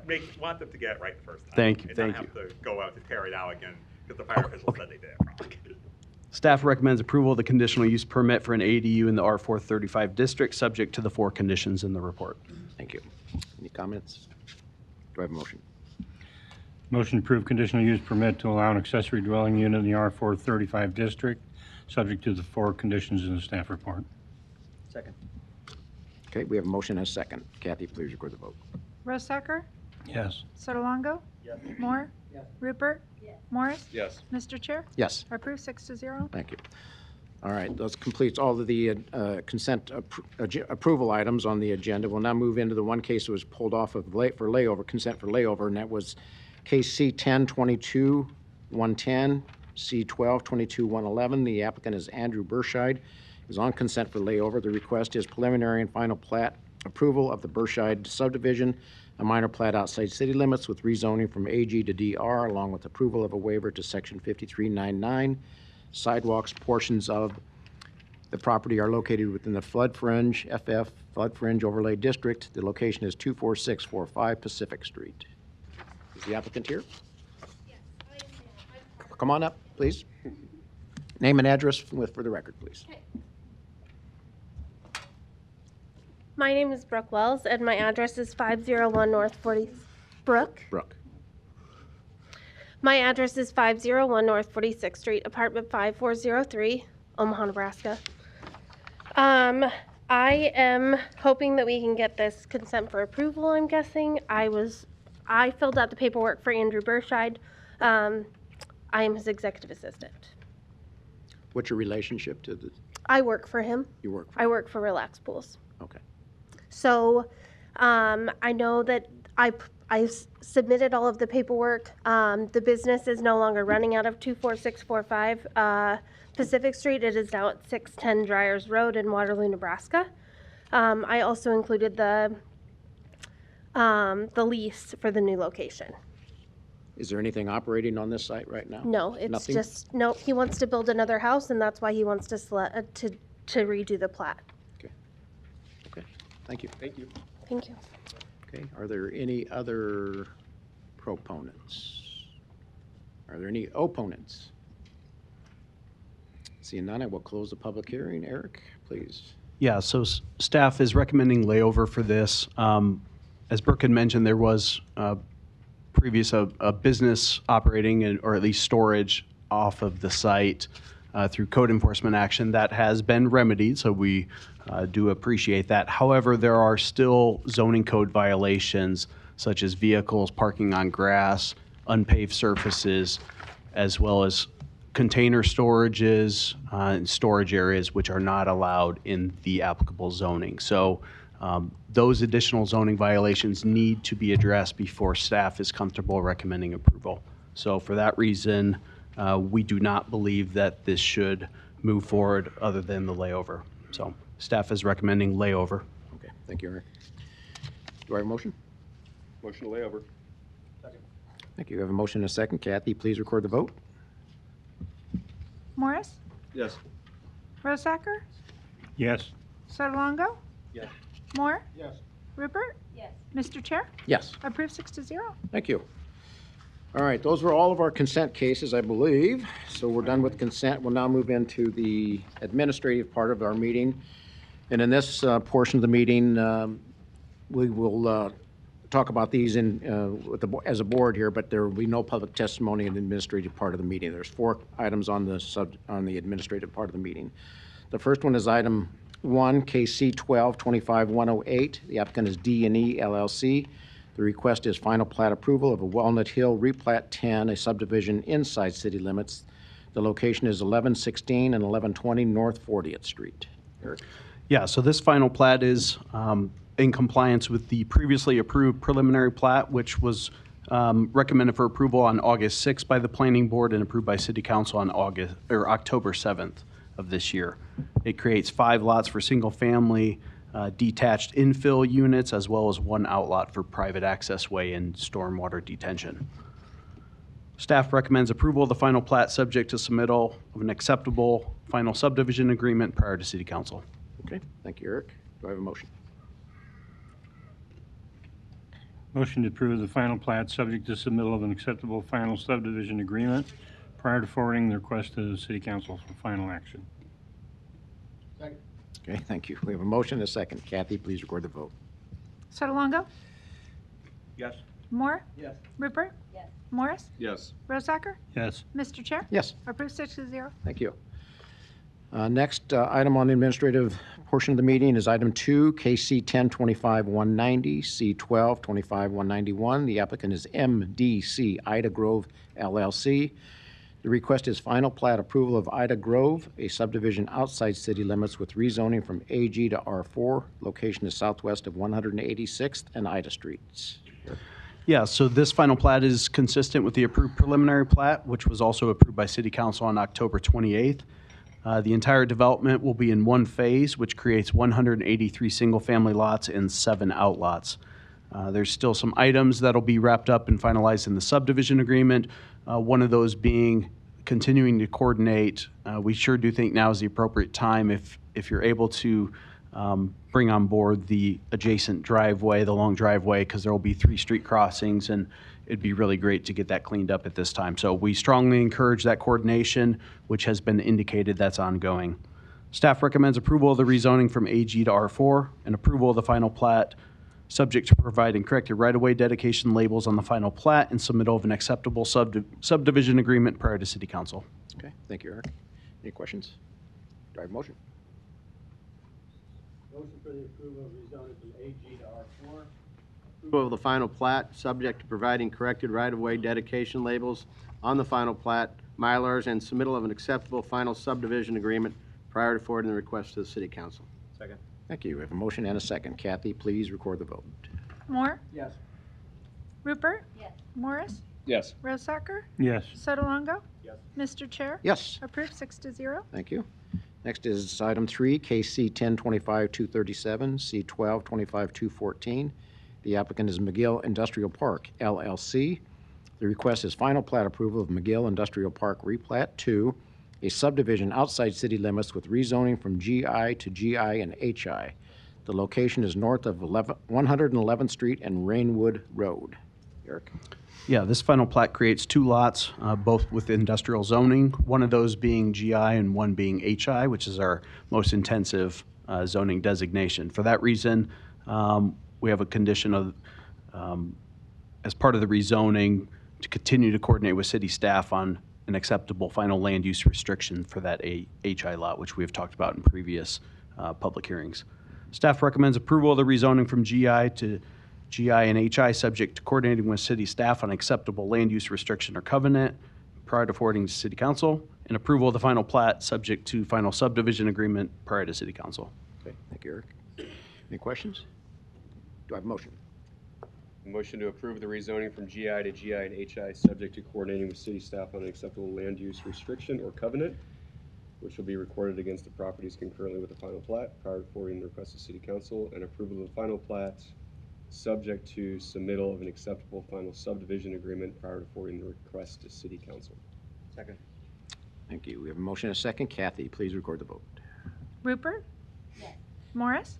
Yes. Rosacker? Yes. Sotolongo? Yes. Moore? Yes. Mr. Chair? Yes. Approved 6-0. Thank you.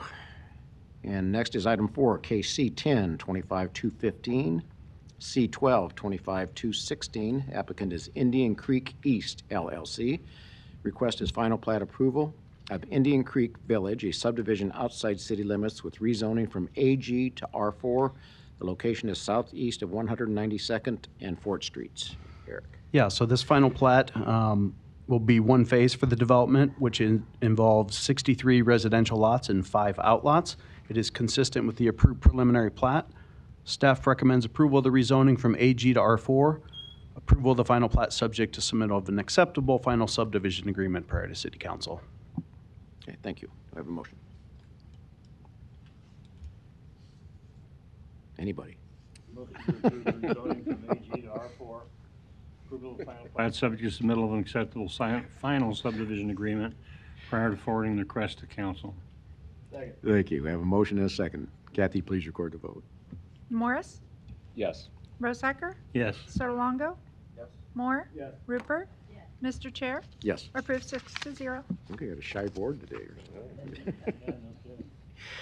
All right, that completes our administrative part of the agenda. We'll now move into the public hearing part of the agenda, the regular agenda items that are left on. The first one is item 6, KC 325-309. The applicant is Planning Department on behalf of the City of Omaha. The request is approval of the Moriah Intergenerational Center TIF redevelopment project plan. The location is 2601 North 24th Street. Don? Yeah, good afternoon, Don Seaton, Omaha City Planning. The Moriah Intergenerational Center TIF project located on North 24th Street in North Omaha. The site presently contains a small worn-out building. That'll be removed and a new 3-story community center, essentially, will be constructed, a multi-generational center. There'll be 2 commercial bays on the first floor. One is intended to be a restaurant. There'll also be an event or public assembly space and second floor classrooms. And then there'll be 5 to 7 office spaces on the third floor. Project's located in an extremely blighted area, so it'll be a 20-year TIF term. The developer is Moriah Intergenerational Center, Inc., managed by Reverend Franklin Lassiter. Total investment in the neighborhood is about $6.5 million. The TIF support for the project is $1,182,400. They also have a grant of about $3.5 million from the State Department of Economic Development. Project will be a nice addition to North Omaha and North 24th Street.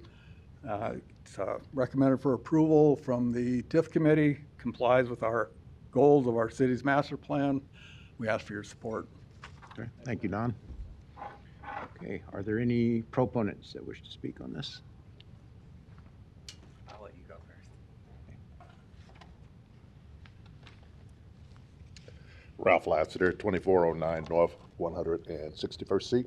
I'm the president of Moriah Generational Center Incorporated, and we've been working on this project for the last couple of years. Do appreciate the TIF committee's work in supporting our application and look forward to answering any questions you might have. Thank you. Nice project. Yeah, I'll just comment, Ralph, that it's very creative design with all those different uses in there. It's pretty neat to look at that building and see how it's put together. So, and it's good, and it looks good too. Thank you. Yeah. Okay, any other proponents? Lucas Thode, 3727 North 108th Street. Amen to what Ralph and Frank and company are putting together. I wish Godspeed and all blessings on it. And that I think it will be a very valuable community amenity on North 24th for, I hope, generations to come. Maybe I'll be looking at when I'm old and bald like Mr. Pate and going, No, I'm bald. Wow. How do you know I'm old? And going, wow, this really did turn out well. That would be cool. For the record, I am old. Way to go, Lucas. I don't know if I'll call you up anymore, Lucas. All right, thank you. Are there any other proponents that wish to speak? Okay, any opponents? Seeing none, I will close the public hearing. Eric, do you have anything? Yeah, obviously, a lot's been happening around this this corridor in this area, so we're excited for this project to move forward, and staff recommends approval. Great, thank you. Any questions? Do I have a motion? Motion to approve. Thank you. We have a motion and a second. Kathy, please record the vote. Rosacker? Yes. Sotolongo? Yes. Moore? Yes. Rupert? Morris? Yes. Mr. Chair? Yes. Approved 6-0. Great, thank you. Good luck, Will. All right, next is item 7, KC 325-310. Applicant is Planning Department on behalf of the City of Omaha. The request is approval of the Workforce Housing 4 TIF redevelopment project plan. The location is northwest of Miami and North 33rd Streets. Don. Yeah, good afternoon, Don Seaton, City Planning. This is a residential infill redevelopment project involving 8 vacant lots in North Omaha. The lots will be replatted to create 10 development sites. Each would be a single-family home with 3 bedrooms, 2 bathrooms, and around 1,600 square feet. These will be for sale units. The asking price is $245,000 for each of these units. It is in an extremely blighted area, so it's a 20-year TIF term. The developer is Holy Name Housing Corporation. We've seen some of their previous projects and works recently. Investment in the neighborhood is about $2.7 million. TIF support for the project is $406,000. The residential infill and affordable housing are nice to see, and we ask for your support. Thank you, Don. Thanks, Don. Okay, are there any proponents that wish to speak? Laisha Goodwin, Holy Name Housing, 4324 Fort Street. Happy to answer any questions. Okay. Laisha. Laisha, thank you. Thank you. Are there any other proponents? Are there any opponents? Seeing none, I will close the public hearing. Eric. Yeah, and if either Laisha or Mr. Kavanaugh, if you could step up. I'm just curious, how many units are currently under production or planned entitlement that Holy Name has been, has in the works right now? It seems like there's been a lot of projects coming forward, which is great. And, anytime there's affordable units and especially for sale product, that's great. So I was just curious if you knew that answer. Certainly. So this is our 4th round of workforce housing through the state's Workforce Housing Fund program. And so I think Matt can speak to the actual quantity, but it has been a successful pipeline. So this is just 10 more of those units that are coming online. Matthew Kavanaugh, Holy Name Housing, 4324 Fort Street. We are finishing round 3 right now. It gets a little complicated as we recycle the funds, but so we're finishing up 13 houses right now, and as well as 4 additional rentals with city home funds, and then 2 more in the Miller Park neighborhood. And then so we have these 10, which will start in the new year, with another 2 in another program that's outside of this TIF. So we're rolling, and we're trying to get some more rental units going. But What do you think that the current need is right now out there for additional housing like this? Well, it's a good question. These units are interesting because, so these new construction, $245,000 is, and we're pretty proud of how efficient and cost effective they are. But these still they take a while to move. So demand at that market level is still tough. People having the cash on hand to hit closing costs and having the income, debt, credit to get the underwriting is still a challenge. So from that perspective, the need, I feel like we're trying not to flood that market in terms of need. But when you take a step back and you say, what is the need and desire in the community for affordable home ownership? Bottomless, I don't know what the number is. There used to be an organization out there. This is years. I'm going back years ago. I'm bringing my banking hat back on here now.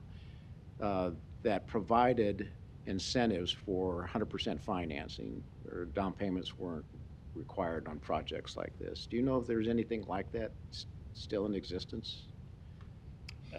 The incentives for financing? Yeah, just find it so they don't have to come up with a down payment, downstroke, or, you know, they don't have to come up with the cash. Yeah, there's certainly lots and lots of different tools out there, and every time you do one of these deals, we're trying to figure out how to layer that. We've sold a number of these to Habitat home buyers, so that's kind of layering on their financing and lending into our units, utilizing TIF along with workforce housing is another layer. There's the state program has a lot of down payment assistance programs. The National Housing or the Federal Home Loan Bank has a pretty large grant program for down payment assistance. Mm-hmm.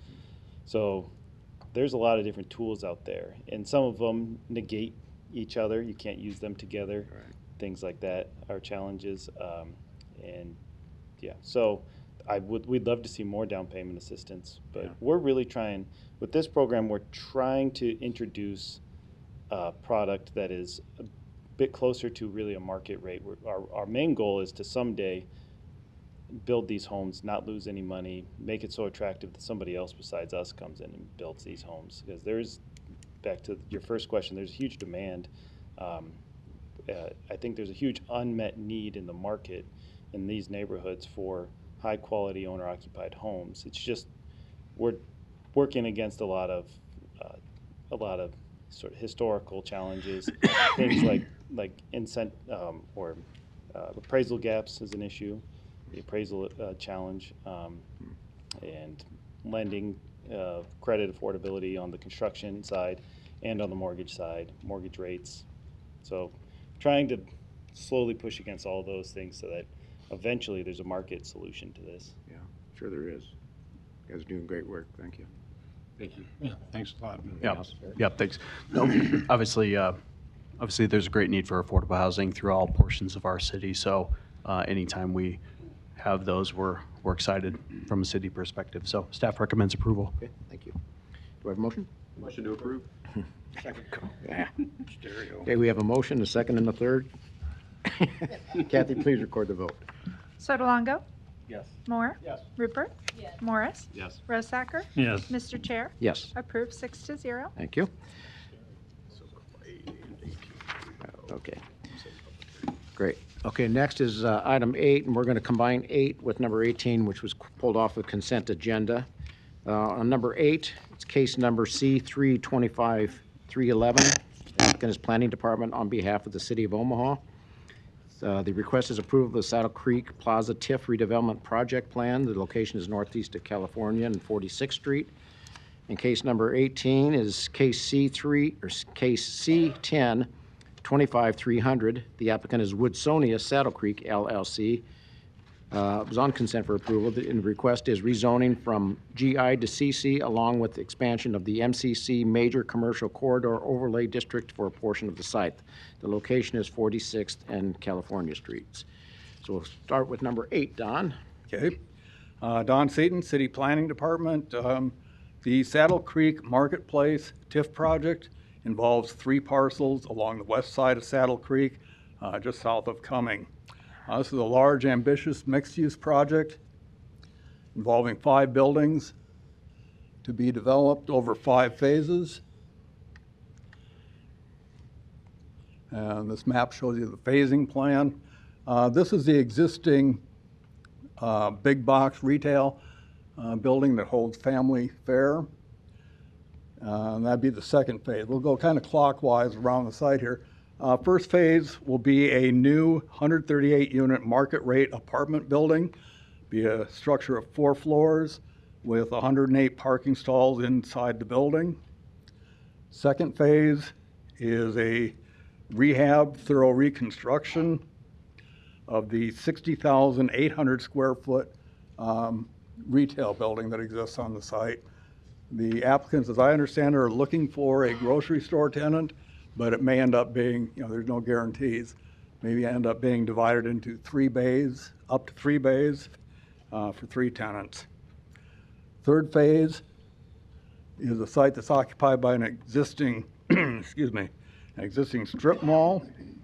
It'd be demolished and a new apartment building constructed, be about 85 market rate units.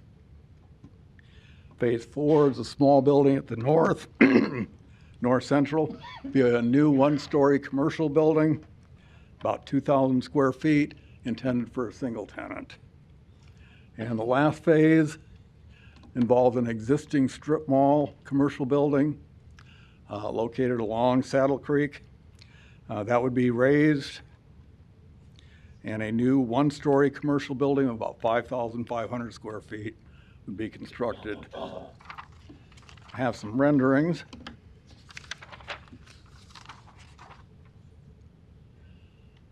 That's a rendering of the existing big box retail building, and then one of the 138 unit first phase apartment building. Applicants are also looking for EEA assistance. It's an enhanced employment area assistance. The applicants are Woodsonia Inc., managed by Mitch Holan. This total project has or represents an investment of about $104 million in the neighborhood. TIF support being requested, $9,005,590. This project meets the requirements of the city's master plan. It's been approved by the TIF committee, and we ask for your support. Don, I'm going to put you on the spot here. I'm going to ask you to give us for the audience information, give us a definition of TIF and how TIF works. Okay. If you would, please. Yeah. Okay. That's always a bit of a challenge, but people think that TIF is a fund or a bucket of money the city has that we give to developers. No, there's no city funds that go into this project. The TIF dollars that go into this project, excuse me, are new tax dollars. They're generated by the project itself. They're paid by the developer on the new value the project creates, and then those are rebated to the developer. Thank you. Yep, thank you, Don. Great. Are there any proponents that wish to speak? Thank you, Chair, board members. Bob Griffith, 11440 West Center Road, here on behalf of the applicant, Woodsonia Saddle Creek LLC. The applicant, Mitch Holland, the developer, and then the project engineer is with me as well, and they're going to speak further on the details of the project and also address some concerns. I know there's some neighbors here. We had a neighborhood meeting, and so we want to make sure we're sympathetic to them and address those concerns. But I did want to take a little time first to kind of give a 1,000-foot view look at kind of this project and where we're at now in context of master plan, kind of what the city is hoping to see as far as future land use, because I think that's important to kind of frame our discussion. So as we are currently, this is the site. As you can see, it's outlined here in the black, California Street in the south, bordered by Saddle Creek and 46th Street. And this is the current zoning. And as you can see, kind of an island here is general industrial. And that's the zone that it currently is. So what we feel, and I think the city would agree, is that this is a bit of an antiquated zoning that has resulted in a lack of development in an area of the city that we think is very important and should have seen a lot more development at this time. Within the Code of Ordinances itself, general industrial is defined as something that should not be, should have a buffer between residential uses. As you can see, it's right up against some medium to lighter residential on the west side there, and then some community commercial around it. So it doesn't necessarily fit with what we have right now. So why is that important? I think the next step we look at then is what the city has in their master plan. Part of that, as you know, is the future land use element. This is a section of that which, again, shows our site, and then the surrounding area, that orange, has been laid out by the city as what they like to see as transit-oriented development. Just for the room, I know you're aware, but transit-oriented development is something that is development that's supposed to be centered around and tailored to locate areas within walking distance for pedestrians, areas of importance to the city. It should have a mix of uses, increased density. It's supposed to be emphasizing walkability of wider sidewalks, better facades, more access directly from storefront to the street, and less interaction between cars and people, that sort of thing. Certainly not something that exists today, not something that's part of general industrial. Why this matters is because now, and Eric can correct me if I'm wrong, but if Mitch wanted to, we could currently pull a permit to use any kind of general industrial use currently allowed without any kind of special approval and go right ahead and do that. I mean, and that includes anything from construction yards, manufacturing, automobile storage, sales, certainly things that we don't want to do will not fit in this area. The residents certainly don't want to see that, neither does the city. But the point being is that where we are right now is not where we should be. And I think the point of it is this project gets us to a place where it's a higher, better use for this site. I think we're something we're really excited about. I think in the long term, the neighborhood will also benefit greatly from it.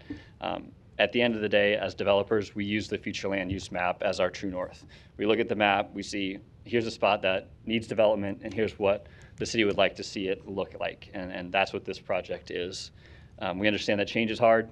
It's never easy. Everyone has their own opinions. We want to make sure we're cognizant of that. But at the end of the day, we think this is the best and highest use for the site, complies with the master plan, and ultimately that is what we're reviewing today. So I wanted just to start the discussion with that, and I know there's a lot of details that we'll talk about, but I think it's important to keep that in mind. Did you say you had a neighborhood meeting? We did. Okay. When did you have it? Excuse me? When did you have it? No, exactly. Monday last week. TIF committee of this, we were approved at TIF committee of November. So. Okay. Was it well attended? Yes. I'll let Mitch hop up and just answer directly. Any other proponents then? Mitch, you're going to talk?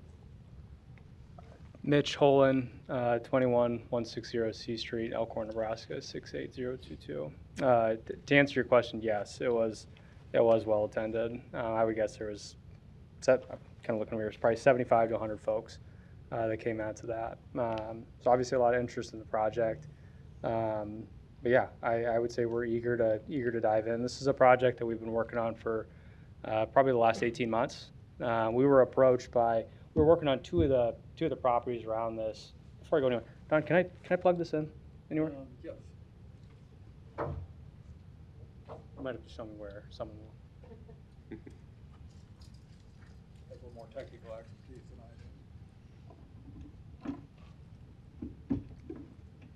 do.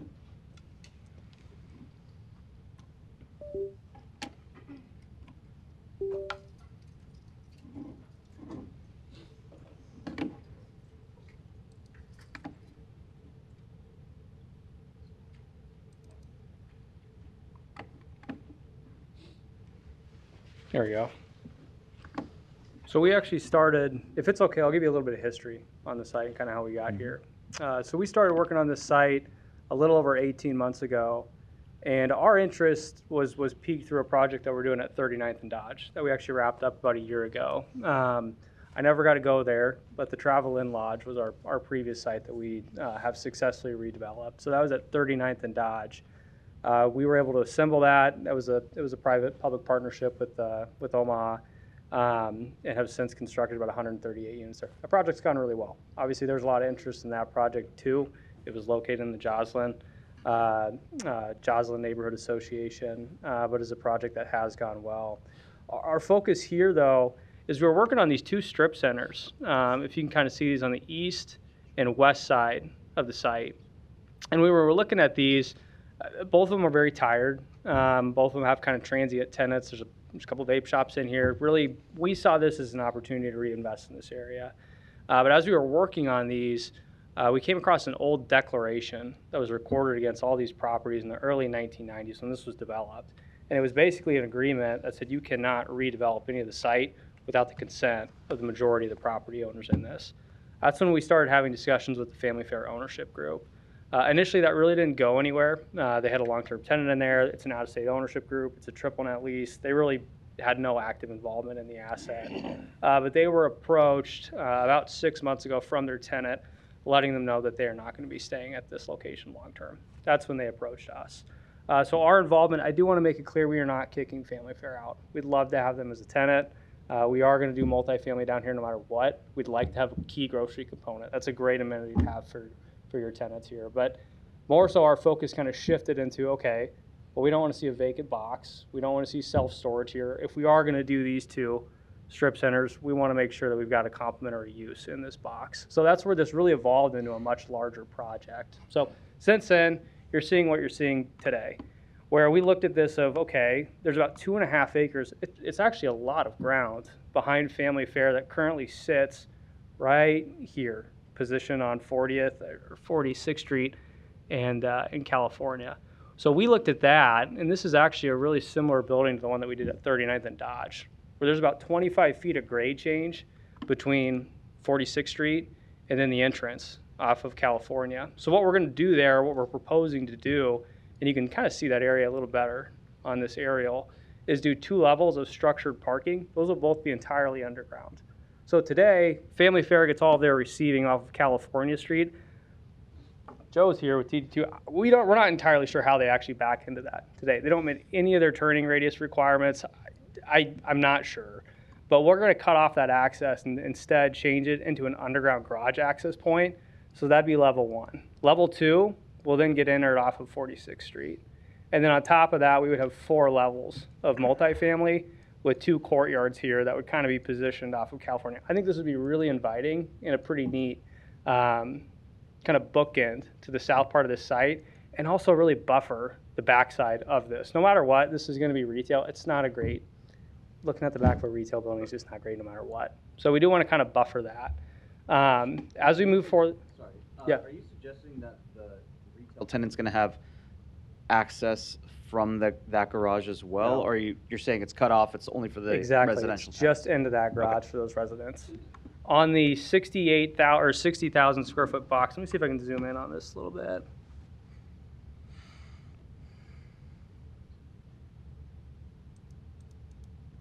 There you go. And Mitch, I did hear one person say they were having a hard time hearing, so maybe if you pull the, there you go. Sorry, I know you're doing your best. I'll speak up a little bit. So I almost froze back there, so I'm still a little jittery. But so the 60,000 square foot box today, this is actually about 70,000 square feet.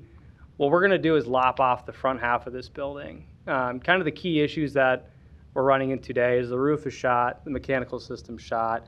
For all intents, we should probably demolish this building. But what we want to do is do an entire reskin. So we're going to keep the foundation, we're going to keep the structural walls. Everything else will be entirely new. But as part of that, we're gonna knock off the front, call it 5,000 square feet. So we'll square that off. Where today, Family Fare actually has a bunch of offices kind of in that front, but we want to make it more complementary and inviting to probably 2 or 3 tenants. That's most likely what we're going to see here. And then we're going to relocate the docks to, this would be the east side of the building. So these would now go into conformity with all turning radius requirements, where you could get a WB67, that's a full-size semi-truck on these docks. So the docks would come off the back, and then they'd move over to the east. So that would be, I'm going to call that kind of phase 1 and phase 2. These are likely to go together, but we did break them into separate project areas. Phase 3, 4, and 5 is more positioned on the north end of the site. So today, if you go up there, it's kind of the other issue at the site is the parking lot. I mean, you can see it on this aerial. It's just not well maintained. So we would like to tear out the entire parking lot. We would put in landscaped islands. Today there are no green space. There is no landscaped islands in here. So we would add that as part of our project. And then we would do a complete tear out, mill, overlay, new parking lot, new lighting, which I think is kind of critical to this area. But in addition to that, we would add some retail out here. I mean, today this is just an oversized parking lot in our opinion. So we'd add a retail building there. And then we would plan to either tear down the existing building that's on Saddle Creek or do a new reface as well, which is very much needed on this building. What's kind of our furthest phase out would be this phase 5 building, which is the strip center on the western portion of the site. So if this lets me, we would likely see this as another 4-story building where we would have structured parking on the main level and then 4 units on top of that, which would then enter off of 46th Street. So if you go there today, you can actually see there's some great units that have been built within the last, I don't know how soon these were, probably 5 to 10 years that would kind of face each other. So this would be complementary to what we see on the other side of 46th Street. And then again, our big initiative too is we want the folks that are both in the Dundee area and then the residents that are going to live here to make this accessible. Today it's not. If you want to get down in here, you got to walk all the way down, either go around Family Fair or you got to go on to Saddle Creek. So we're going to add connectivity right in this area here, which you can see on the site plan. So I think this is a great way to kind of activate the neighborhood and bring that into the development as well. Mitch, can you go back to phase 3 there? Yeah. Did you say that's going to be a combination of retail and housing? When you say phase 3, are you talking about this? Phase 5, I think you mean. Phase 5 here? The one top left there. This guy? Yeah. So yes, I think we're unsure of whether that'll end up being main level retail or units on the lower level. It's kind of our furthest phase out. That could be a mixed use building, but I think that'll largely depend on the success that we have on this 60,000 square foot. And it could end up being a combination of both, Pat. But a couple general elevations. Again, these are largely schematic at this point, but this would be the view of the existing Family Fair box. So again, it would have an entirely new facade installed. You can see the post office down here, which we tried to pick up as part of our acquisition. We didn't have much luck on that. I know we tried to get Ryan Haas to condemn them and just wasn't willing to play. This is another view of the existing box. Again, we would really knock off the front half of that building, square it off so everybody has visibility. And then you can see some of the landscaping that we would propose to put in. So those are, sorry. Yeah. Each of those tenant spaces, if you have 3, what is the size of each of those? Is that 20,000 square feet each? Pretty close to. It would be between like 18,000, maybe down to 10,000, but right in that range. Just another view. And then here's a view off of Saddle Creek. So the key pieces, as Don mentioned, this is an aspirational project. All in, we would expect it to be north of $100 million. We do think that we've completed a number of projects of this size. Hopefully, we do have some good credibility in the Omaha Metro. But we're excited about it. It's one that we've been working on for a while, and I think this is a great reinvestment for this area. Can you help me understand maybe the math here a little bit? Yeah. So I'm looking at the sources and uses of funds. Sure. And total project looks like it's about $103.5 million, right? And the applicant estimates the total probable final valuation of $49 million. Yes. It's quite a difference between what's going to cost you and what you think the final valuation is. Yeah, it's pretty uncommon to have your assessed value be anywhere near your Yeah, but it's construction costs. usually not that wide of a. I would say on the project we've completed in Omaha, it has been. Have they? Yeah. Yeah. So I think that, and this is our thing, Don, I think vetted our, keep pointing at you, I'm not trying to put you on the spot, but I think Don did vet our assessed values for these various buildings in here, both from a per unit perspective on the residential side to a commercial, on the retail side. And I think these are defendable. If they're more, that's great. The TIF will pay off earlier. But we also want to be realistic on what valuations we're assuming. And you use different cap rates for the different. Correct. projects, right? Multifamily has its own, the retail has its own, and then the retail commercial has its own. Yeah. And what's your timeline on the phase in? So we would hope to start construction. This is actually a good map to look at here. Let me zoom in on this. This is kind of our summary sheet. We would hope to start site work on phase 1, Q2 next year. That would really be our goal. And then phase 2, we would like to have that kind of rolling with a new tenant open Q1 2027, which would require us to start doing site work Q2 2026. Did you already acquire the property? We have, yep. Okay. And family, we got some comments about grocery store going away. Is it your understanding that they were going to go away no matter what anyway, or are you forcing them out? We're not forcing them out. Okay. No. So they were going to. They're going to bail. Yeah, and I think you can look at other locations that their parent company has in Omaha. They have closed 3 other locations within the last 3 years. This is an underperforming store for them. Again, I would hope to have them maybe in a downsized footprint as part of the project. We would really like to have a grocery component as part of this. Now, whether it's Family Fair or some other user, our more our primary initiative would be to have a grocery component, but we also can't force it. I think there's a Walmart Fresh or something around there. So There's a neighborhood market, I mean, Is that a 300 feet full-service south of grocery this. store, or what, I'm not familiar with the Walmart neighborhood. Yeah, it's full grocery. Is it? Yeah. Yep.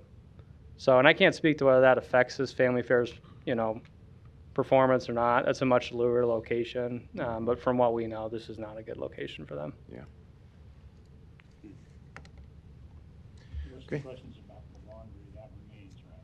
That is not part of our acquisition. Yep. So that's actually the laundromat right up here. That is not part of our acquisition of this project. They will stay in place. Okay. Thank you, Mitch. Okay, thank you. Might call you back up here in a bit. Okay. That was your only chance. I'm done. Are there any other proponents who wish to speak on this?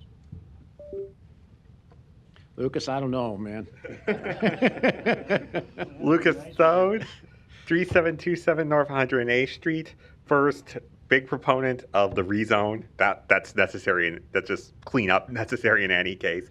Although on the redevelopment, I'm a proponent of the overall idea. Definitely that box is worn out. That's the grocery store. Used to be an Albertsons, I think, at one point in time before Family Fair got spots on it. As far as new grocery tenants, if you haven't asked them, maybe Lidl might take a look. LIDL, the other big German grocery chain other than Aldi. Just a thought. The other thing, speaking of commercial tenants, there are a couple longer. Some of the tenants in the existing strip malls are, as the applicant described, very transient tenants. But there are a couple long-term ones mixed in as well. I was wondering if there are plans to accommodate those in the redevelopment process, if that's already been figured on and discussed and figured out, or if that's something that hasn't really been talked about yet. Thank you, Lucas. Hold on. Are there any other proponents that wish to speak? I'll bring you back up in a second, okay, Mitch? So, are there any opponents? Are we still talking about zoning? They're Combining both them together. Yep. One public hearing. So, yeah. Yep. Yep. Come on up. Yep. And sir, if you want to talk, you can come down and just wait for the next person. Jessica McCallie, 5033 Seward Street. I'm here speaking on behalf of myself and also as an official capacity for a local neighborhood association representing 537 households. We did hold a meeting that Mitch mentioned. Woodsonia did not call this meeting. They did agree to attend. He said they've been working on this for 18 months, which I find pretty alarming because we found out about this from Dawn as part of a registered neighborhood association, maybe 1 to 2 days before the application was approved, which was, I believe, exactly 2 weeks ago. We had a holiday week in between. So we scrambled to call a meeting to inform our neighbors and residents and friends and business owners to simply learn what's going on. And there's many discrepancies between what Mitch kind of presented at the meeting, and then what we've found in the application. The neighbors they didn't have access to the application at the meeting. We collected emails to send out to let everyone know. We're not inherently against this project or development. We're very concerned without being informed of what's going on. So a few discrepancies is these are not transient tenants. I went and talked to all of them door to door. I had been told they were made aware of this project. Not a single one had. So I was informing Mitch's tenants about what's going on. I see one of them here today. They've been there for 30 years. Another store's been there for 20 years. Another store's been there for 10 years. We're talking about a small little grocer, 2 restaurants. I didn't know the laundromat was part of it. I wasn't able to speak to them. No one's on site. Specialty beauty supply. These businesses have been thriving there for a long time and would probably take offense to be called transient. And there is one vape shop, but that's it. not a few. I also have a question for the developer about this talk of a grocery store. If you've received any correspondence from the neighborhood, that's a huge concern. There is a small Walmart marketplace further down the street. For a lot of people on foot, it's a big walk. And the family fairs, I possibly was leaving anyway, so we're not putting that on Woodsonia. But I would wonder who they have spoken to, if this is important to them, and they're listening to neighborhood concerns. We are also concerned with the look and feel of the neighborhood of the project. If you look on page 14 of the application, there's a few items of note. One is that that it would maintain the historical character and charm of the neighborhood. And you just saw some of the renderings. I know they're schematic and look kind of like bad AI, but I don't see how that fits into Dundee at all. This was a major concern for our neighbors. Not just that it is ugly, but it doesn't feel like anywhere where we're used to calling home. And the other big discrepancy was in the meeting, Mitch mentioned none of this housing would be affordable. He said, this is not affordable. It's all market rate, but also on page 14, question 3, it mentions specifically targeting low-income residents with affordable housing. So that's another question we have. I do agree with Mitch that this is not affordable. We see listed in there the proposed rent of 509 square feet, starting at $1,200, presumably does not include parking or utilities, up to almost $3,000 for a 2-bedroom apartment in a place that's possibly losing a lot of local businesses. I'm also concerned about building an underground parking garage on Saddle Creek, if anyone here is familiar with the neighborhood. Mitch is not familiar with the neighborhood. He is from Hastings and lives in Elkhorn, or at least centers his business in Elkhorn, according to his application. So Mitch, you should be aware that Saddle Creek is very prone to flooding. We have no green space there. That's a major concern also for the neighbors. Look, we are open to development here. Mitch already owns the property. Woodsonia already owns the property. They can do however they want to with it. If they're requesting TIF, I think we must be a part of this process. So officially, we are requesting minimum a layover. We feel really blindsided by this. If this is a 20-year term and we're looking at 2 weeks from application approval to hear at the city planning board,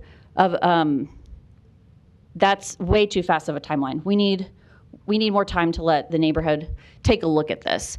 We need more time for the tenants to make plans if they're losing their buildings. Mitch kind of also danced around that. At that, he said, well, maybe we're just reskinning.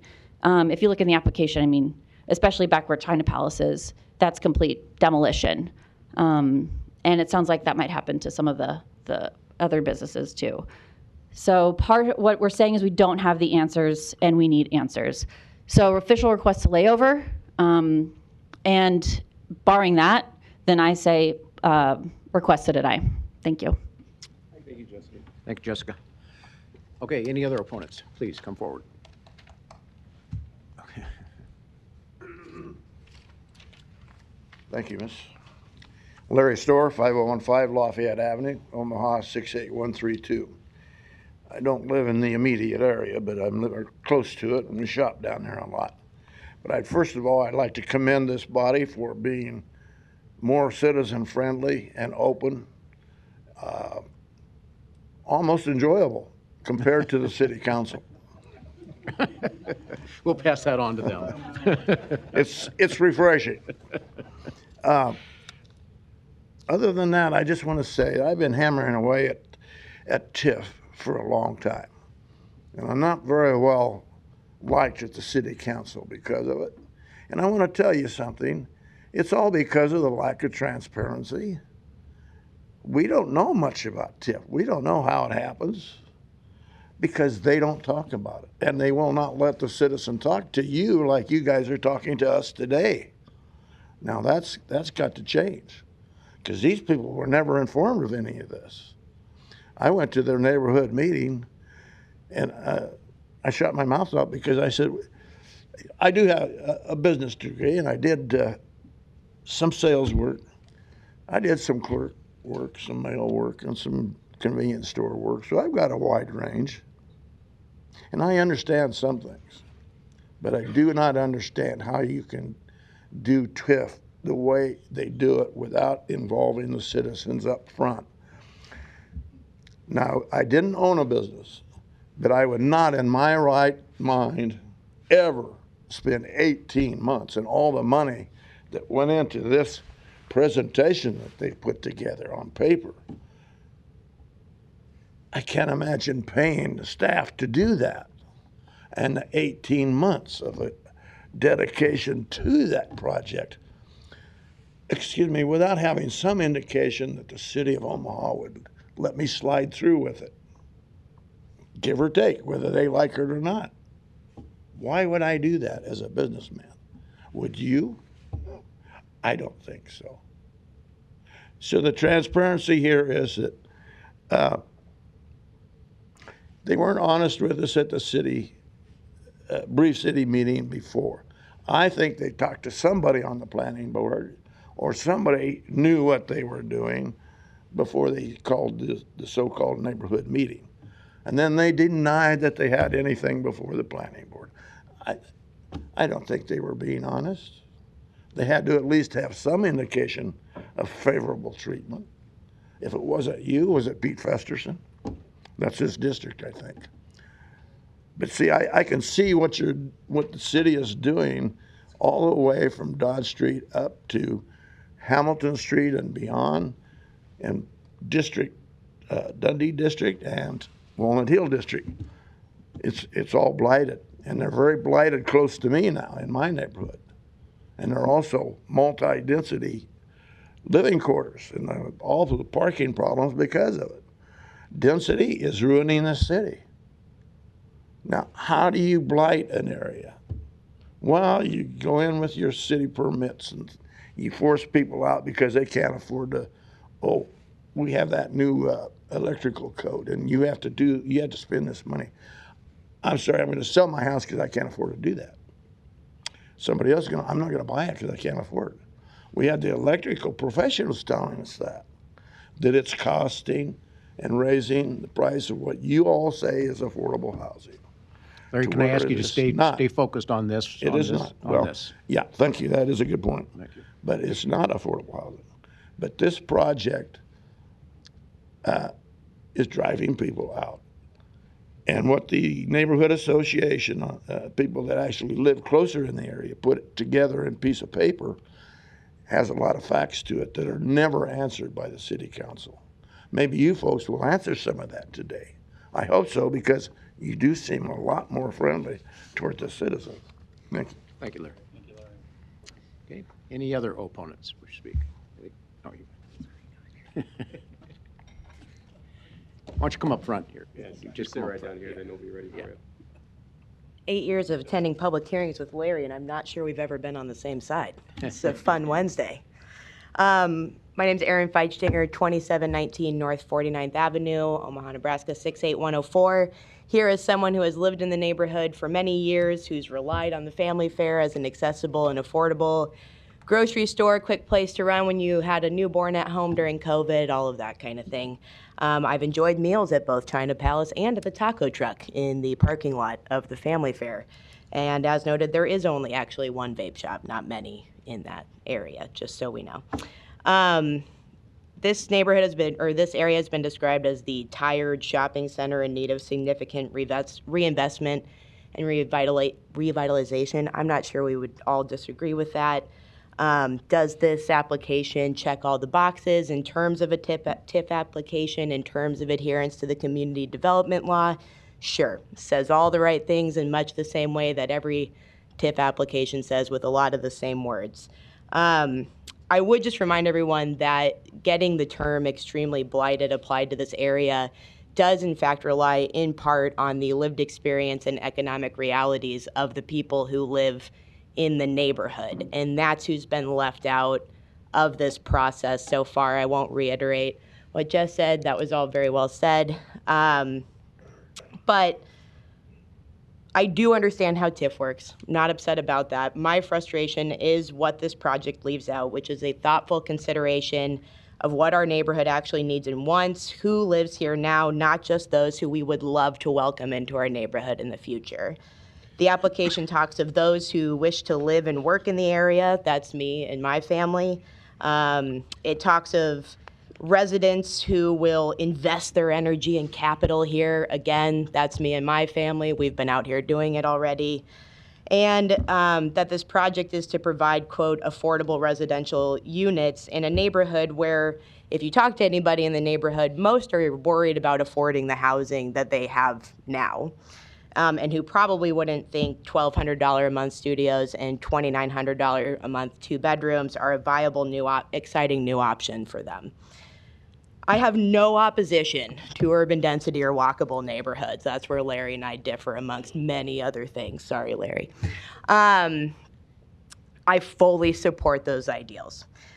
I am opposed to a developer deciding what is the highest and best use of this area in our neighborhood without sincere engagement with the community, which in my experience over many years of living here has been a community that chooses to be here, that celebrates our neighborhood's diversity and its vitality, who has invested significant capital and energy into our neighborhood, and would have very good ideas about how to make this a successful project for everyone involved.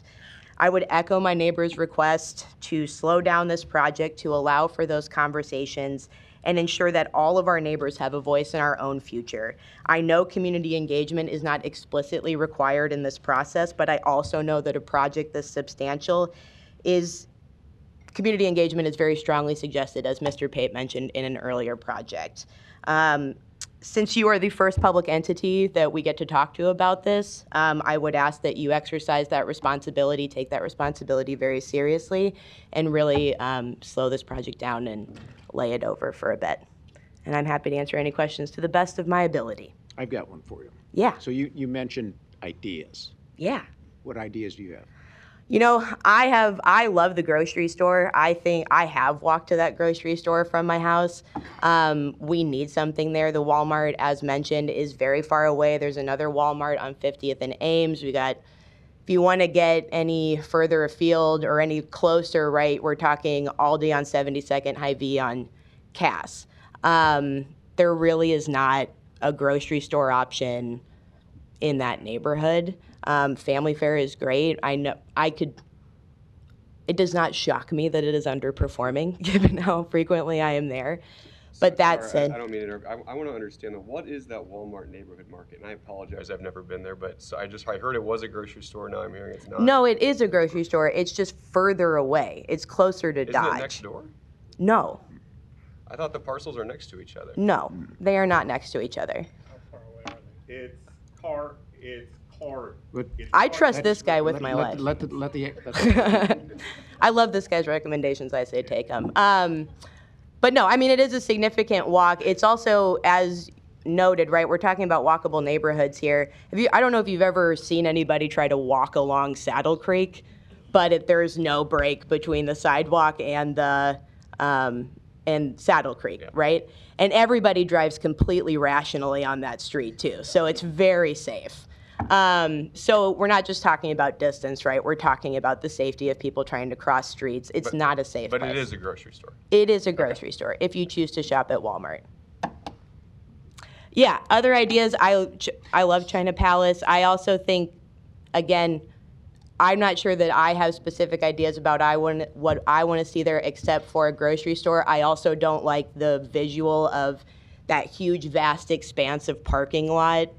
But, you know, right as you're, as you're trying to, or as you're coming up on Saddle Creek. If we're going to talk about urban density and building up the urban core, there's a lot of other great design ideas. Look at what they're doing with the library on 72nd and Dodge, where that's right up, instead of having the parking lot being the first thing you see. But all I know is that, again, and I've been through this process, I've watched this process unfold many times, right? I'm not naive to think that this is going to slow down this project in any way, shape, or form. I do think that this is an opportunity for us to take a serious look at the way that we do this and think about how we engage the neighborhood in what is the highest and best use of this area. And that has simply not happened. And just any business is going to look at the demographics of the area, and Mhm. they're in business to make money, right? Yeah, And the family no. fair is probably struggling a little bit there. And Sure. any other grocery store is going to look at the same demographic information and probably come Yeah. to the same conclusion, I would guess. And the Particularly if you city got a has done Walmart- stuff- If you got a Walmart, not too far, Sure. they're And I know that there are many examples in this city of the city doing things to help bring in grocery stores. Again, I understand that Family Fair is going to leave no matter what. I understand that the developer cannot make a promise about bringing in a grocery store person. But again, this is all stuff that could have been hashed out, that could have been brainstormed together, had people been notified of this instead of this being handed down from on high as the highest and best use of this area. I love your jacket, by the way. You're bringing a I don't whole know if it- energy to this thing that I love. I don't know if it can always be hashed out, like, by getting a Sure. neighborhood meeting, because I would bet you $100 that they want a grocery store there. Yeah. Occupy it, and sometimes what we want is not always what's going to be feasible or achievable, because somebody won't go into that old Family Fair store. I mean, as the Rolling Stones say, you can't always get what you want. Exactly. But if you try sometimes, You just might find. you get what you need. So, but. And that's why we're here but, today. But also, too, and I know we received so many emails, and I do appreciate everybody coming down today, and you still have a chance to speak. And we read the emails, and I saw what was a lot of the concern is, the food desert that it could create. But they do want to, I mean, they would love to have a grocery store, I'm sure, in there, but they do have to redevelop that area as well to attract maybe that grocery store to come in. Right? And I don't oppose the zoning Yeah. change that allows us to do that. But we are big about having meetings with neighborhoods and the associations. I mean, I've been here 8 years or so, and that's always been something that I've wanted more of, and it can still happen after this. Whether this gets approved or not, and I'm not sure where it's going, but whether it gets approved or not, we still like to see that happening, so that you guys, people could put some of your information into them and say, this is what we'd love to see. I mean, yeah. I can't say they're going to say, oh, we'll change the design because the colors or whatever, but having that open street is so vital, Sure. to us. So I appreciate your words very, very much. And you also understand that, and I know you appreciate this, and I also appreciate that you all are a volunteer board, right? You were not elected. This is something that you're doing because you care about the direction of the city and what it's going to look like, and you care about the residents, and we appreciate that. And I know that that can be difficult because, again, you're the first public entity that citizens are engaging with, right, when something like this happens. Yeah. That said, this is also, because of that fact, this is our opportunity to put things on the record, to make it known that that community engagement didn't happen, that we would appreciate it in the future, so that as we move through this process, we have those overlapping layers of accountability, whereas I've sat in numerous city council meetings where they said no one showed up, right? And it sails through. So we appreciate you taking the time for that accountability. Again, appreciate the jacket and the Rolling Stones references. All right, thanks, Aaron. I do, sorry, one more question, Aaron. I do just want to understand. Is what it about we- Walmart? No. Okay. I understand what that is. Okay. What was the line of communication between the developer to the neighborhood, and how was that neighborhood meeting put together? What was the timeline of that? I just want to make I sure I would have bring clear up understanding. Jess again or someone else involved with that. I found out about it from, again, like talking to neighbors in the neighborhood, and then asking to be involved in that conversation, as well as someone who utilizes those spaces and who is in the neighborhood as well. So I would pass that on to the experts who did that, if you'd like to call them back up instead of me. Yeah, real quick, because I want this nice gentleman to. So you want to know Just the what was the line of timeline communication? Name and address. Jess McCallie, 5033 Seward Street. Who called the meeting? How was it put together? What was the timeline? Communication? How did Okay, that so all we work? first received, as part of an official neighborhood association, a letter from Dawn, or the alert from Dawn. This was, so 2 weeks ago today was, I believe, the application approval. we learned, I believe, the day or 2 days before that this was happening, and it was just kind of like, hi, this is happening. You're supposed to be officially notified, so you're being notified. After approval, you can request documents of the application. This neighborhood organization, just a few of us who had the information, went to work to spread that as fast as we could on this really tight timeline, especially during the holidays, like I mentioned. So we sent out, I'm a business owner in Dundee, in 68132 and 68104, both brick and mortar. So I'm very invested in my neighborhood. And so we just started letting people know through our also Merchants Association and just word of mouth. It was very grassroots. I'm so impressed with my neighborhood. I love what we did and how fast we did it. I feel very protective of us and our community. So we contacted A.V. Sorensen. We're in desperate need of community centers. That's kind of a good idea for maybe use of the land. I have more ideas, by the way, and neighbors' ideas if you want to hear them, that are a lot more creative and could really revitalize and be exciting and make the developer money also. Just the communication timeline. Sure. Good point. So we held the meeting. It was a week ago on Monday, and then we have not heard from Mitch since. And you organized it. Yeah, I'm one of the co-organizers. Yep, absolutely. So, yeah. Any other questions? You invited them to the meeting? Yeah. Okay. Yeah, we did. They're not reaching out. Again, the 18 months, it was so hard to hear just now. So Mitch gave us Monday or Tuesday to get this done. And so we did get it done on Monday. Thank you. And then ever since then, we're trying to get the application and the information out. Okay, thank you. Thank you, Jessica. Okay. Sir, you're an opponent, I guess, right? Okay, my name is Jen Zhang. My house address is 605 North 162nd Street, Omaha. Okay, I'm the owner, the tenant for China Palace. I think that I have been their location operated as a Chinese food restaurant about totally with 2 generations, operate about more than 32 years. On that site? Exactly. That time is, I think, it's Everson, and we have Hollywood Video, Blockbuster. I think that time the neighborhood looks like. But I'm coming here as I'm not, come to say I'm opposed for the plan. I understand that generations change. This area do need some redeveloping, especially the time, my first landlord, I think, is Randy. First management. I think that time he put what he's thinking, he understand to the neighborhood for the property. But right now he's old, he's retired.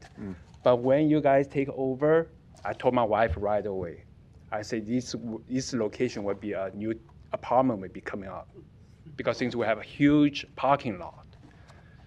But one thing we have admitted, business changed a lot, especially on Saddle Creek. You see so many restaurants coming, new Walmart neighborhood coming. Target is gone, right? As before we have Target. Target is gone, but Walmart stepped in to fill the vacancy. And the neighborhood is changing a lot.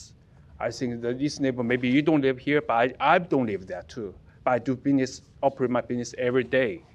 So I think this area is most like a small United Nations. You see people all from all kinds of world. Not only Asian, also see people from Africa, people from European country. It's like a little, international, little international world, Especially I operate a restaurant, Chinese food, lots of people like it, so I see all kinds of people, I have customers from Happy Hollow Dundee's. I also have customer from North Omaha, So I understand people. So one thing I try to explain here, try to express what I'm thinking about the project is, I think maybe it's a good idea for the neighborhood. I don't against it. It's good for the city too, But the thing is, sometimes you have to really understand this neighborhood. If you compare this neighborhood compared to Village Point, West Omaha, lots of things totally different. And what kind of business really can survive after this project you put in? If you don't understand this neighborhood, I don't think you really can survive. it's not built by one day, or it's not built up how much money I have in the banking account, how much bullet I can shoot. No, you really have to understand that this neighborhood, understand these people, doesn't matter who they are, then you can be success. And I just talked to my wife. I said, hey, if they're going to do something, there are two things. Of course, I have something to worry about me, because I still have the lease with the First Management. I'm not too quite worried about that. But my neighbors, the Korean hairdresser, so they are quite very worried about, because the condition for finally their lease, how to say that, whether we call beneficial to the tenant or wherever, they look, excuse me, they tell me, they look as if they feel very risky, because if they get help to finally the deal is done, they have to move away. They don't get, it's hard for them to establish for their business for their second location or the future. So the future for some tenants, include me, sometimes I'm kind of a little worried. Another thing for how I feel is, I have about 30 years, I put so much thing in this restaurant brand name. It's not easy, you know what I'm talking, running a restaurant. I have so much passion, so much, sacrifice, struggle, whatever, how you call it, hard working in it, with all my heart and soul, So in the sudden, someday I have to say goodbye.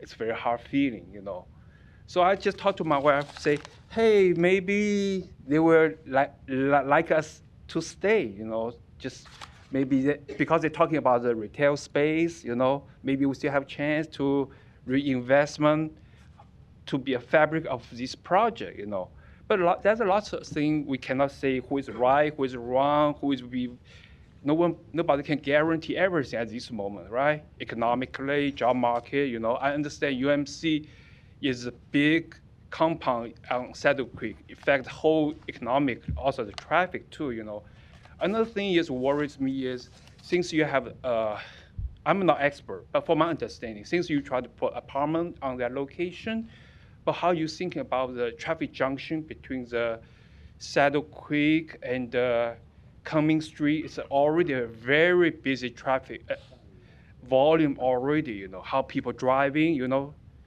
So how it really affects traffic, affects business, also affects the investor, You guys are investor, how you can guarantee your investment is coming back nicely, There's also lots of competition, lots of new apartments building around, But to the bottom line is, I don't against this project or any idea for the future. I just think maybe you should balance a little bit, doesn't matter your design or what's you really, planning. You have maybe just slow down a little bit, can be secure a little more future successful. That's my point.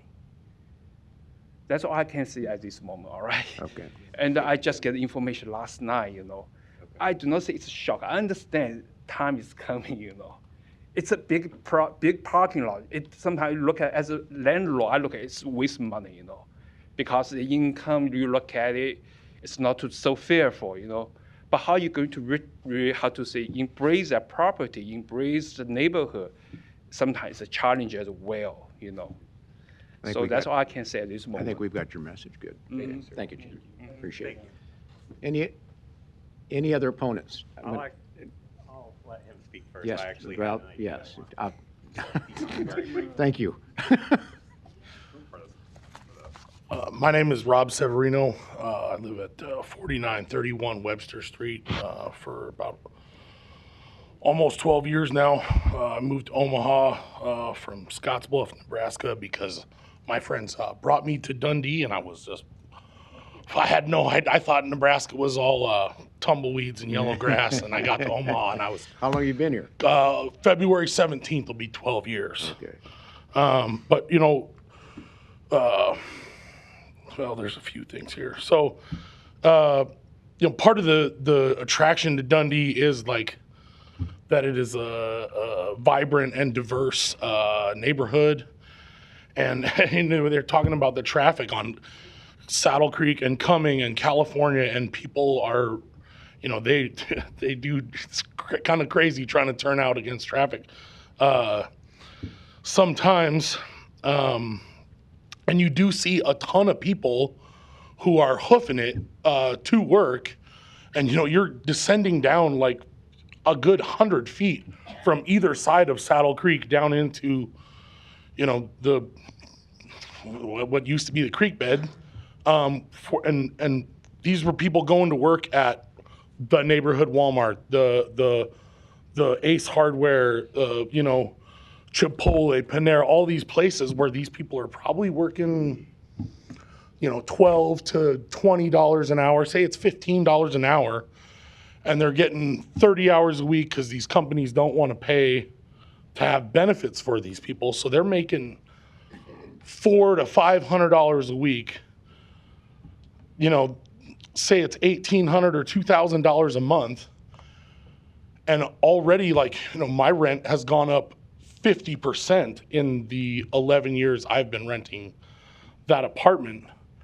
And people already have concerns with how rents have gone up in Dundee. And then you're going to throw in a new place that's going to raise property. I mean, that's part of my landlord's excuse to raise my rent. He says, well, my property taxes have gone up, so I have to raise yours. And then when this thing goes in, what is that going to do to all the property tax valuations around it? It's going to raise them, right? So they're going to increase rents so where these people are paying more than what a regular worker who's walking to work already in Dundee, they're going to have a rent that's beyond their income. When we're listening to Kavanaugh, the young gal, holy name.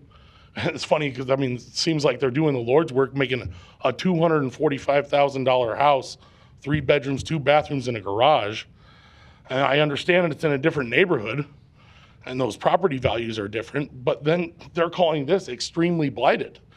So, why can't they make something that is at least somewhat affordable? Where Just so you know, they didn't claim it as extremely, but it's labeled as. That's how you've labeled it. Okay.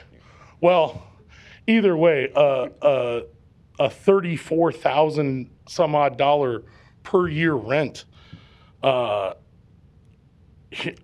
think it's going to push a lot of people out of the neighborhood, and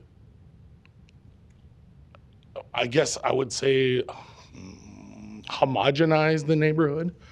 And it's like, what is the neighborhood going to be? And there's already a lot of people. You've seen, if you go by there like I do every day, Saddle Creek and Cummings, Saddle Creek and Dodge, there's already, unhoused folks. And, how many more are there going to be now? And I guess I just feel like, they're going to pile these property taxes onto the surrounding homeowners in Dundee. And as I aspire to hopefully one day become one.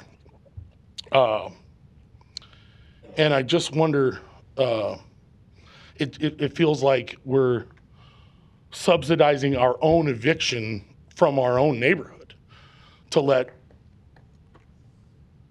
somebody who that's not from there come in and basically take over and build a thing that looks like, if you're out on 156th and Maple at the Hy-Vee, and it's like, that's, I guess maybe Dundee, this is Saddle Creek is a little dingy, but it's also part of what it's the character, the vibe of the neighborhood is, and it's like not everything has to be bright and shiny. And I guess it just, to me, feels like, oh, hey, we can do a $20,000 to $35,000 rent because we know that these are going to be these young professionals at UNMC, so it's just like a cash grab for them.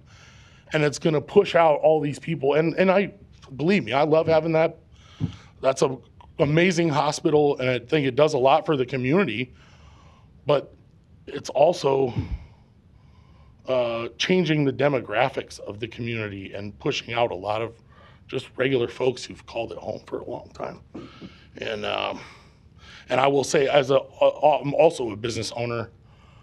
have seen how things have slowed down here, especially recently, where, there's a lot of money that's just not in the economy right now. And then people are going through open enrollment and looking at their insurance and they're like, holy shit, I might have to move, I might have to move to a different, neighborhood.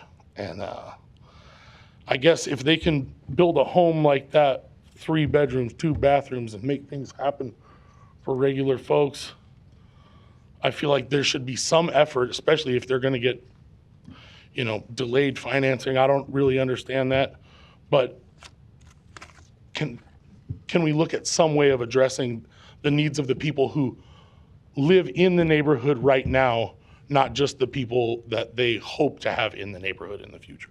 Great. Thank you, Rob. Thank you very I much. just want All right. to make one comment. First of all, the housing that they're bringing in isn't displacing anyone. It's housing that's being added to the area, and developers, they aren't going to invest money somewhere where they don't think they can make it work. In this case, $100 million, and they already testified they aren't even getting all of that back, okay? It's all based on what's going to happen in the future. And that's the whole thing with TIF. I think Larry was trying to understand what TIF is. And TIF doesn't cost any of the other landowners around there a dime. TIF is a trade of the future taxes for the property that's being developed to offset some of the cost of the development. So the city's incentive is to have their infrastructure that's already there be better utilized. Everybody's talked about how family fare has fallen down or whatever. And this is a way to make a structure that's not performing well to still be able to be there at a lower cost than it would be to tear it down and start over. And I think that's the basic misunderstanding. This is an investment in your neighborhood. It's not taking anything away from your neighborhood. What happens to the valuations of the other properties? That's to be determined. It's not directly related to that at all. But it's just, and that's the problem. I have that problem in my neighborhood. Everybody's problem. Everybody's property It's taxes not are going up, because of a developer. That's our economy. My That's our property economy. taxes on my house went up 20% last year. Yeah. 20%. Okay, so I don't know how many more are going to speak, but I'm going to ask anybody else who's coming up to speak. Thank you, Rob. And let's try To make not- sure that we get new information. Yeah, that we haven't heard already. Okay, so, sir. Yes, my name's Josh Nelson. I live at 605 North 48th Street. That's the corner of 48th and California. It's 2 blocks west of the proposed project. I second almost everything that's been said. I want to thank Jess for doing the work and actually getting the information out to the community about this. My primary concern, I think, is living where I do. The traffic, California, up that hill is narrow and a very steep hill. And I forget the numbers on the number of units, but the increase of traffic to that specific corner, I think is going to be detrimental in a lot of different ways.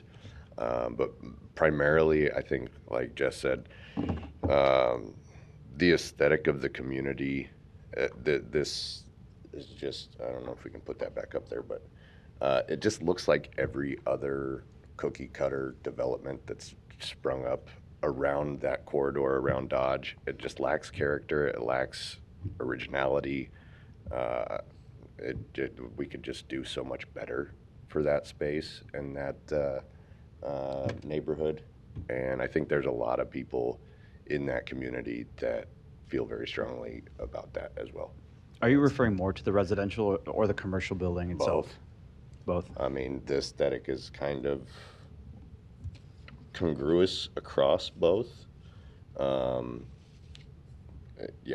Well, don't you think it's an improvement over what you've seen there now? I mean, it's kind of run down. I mean, it's viable, but it's still, it needs a refresh. Yeah. I mean, there's a lot of things I could say about that. There's better is new and unoriginal, but cleaner necessarily better? I don't know. I think we could do a lot better with $100 million than make something that looks exactly like every other strip mall in West Omaha. I think there's an opportunity here to make something that is actually beneficial to the community as opposed to just a small number of investors. Well, I'm going to encourage, and I think we all will encourage additional communication. So all those ideas and suggestions that you have, I think will come to the surface. Yeah, I think it'd be. I eventually, think given the area there, they mentioned green space. I don't consider a couple of trees on an island in between parking spaces green space. Like there's an opportunity to actually revitalize that. I don't disagree with the notion that the rezoning is the zoning for general. It seems out of place for that area, but I think there's a lot more opportunity there for what we could do with that land. So, yeah. Okay. Thanks, Rob. Thank you. Any other opponents? And again, fresh information, if you would, please. Yes, sir. I'm going to be Your speaking. name and address, please. My name is Emily Anderson. I live at where do I live? 364 North 41st Street. Yes, I live and work and own a business in the neighborhood. I'd like to speak on the environmental issues. And I would want to start also by saying that this is a good place for infill development. Is it Mitch and Bob? I agree with you there. But I would also like to make some points about why this development as proposed is not the appropriate development for this site. For also reasons I agree with that have already been spoken on. But because this site sits along the creek bed, currently the city of Omaha is designing a new comprehensive plan to guide development. As you know, some of the guiding principles of the comprehensive plan are safety, affordability, sustainability, diversity, belonging, and connectivity. This development will not live up to those guiding principles.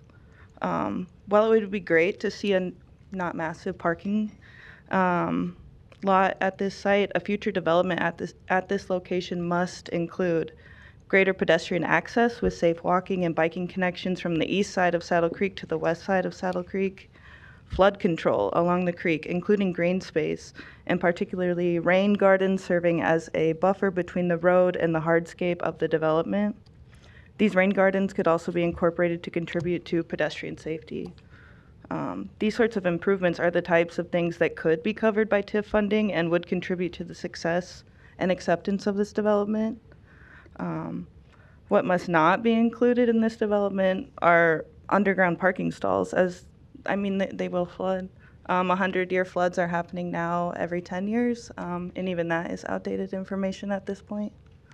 So I worry that this board does not think enough about the near future.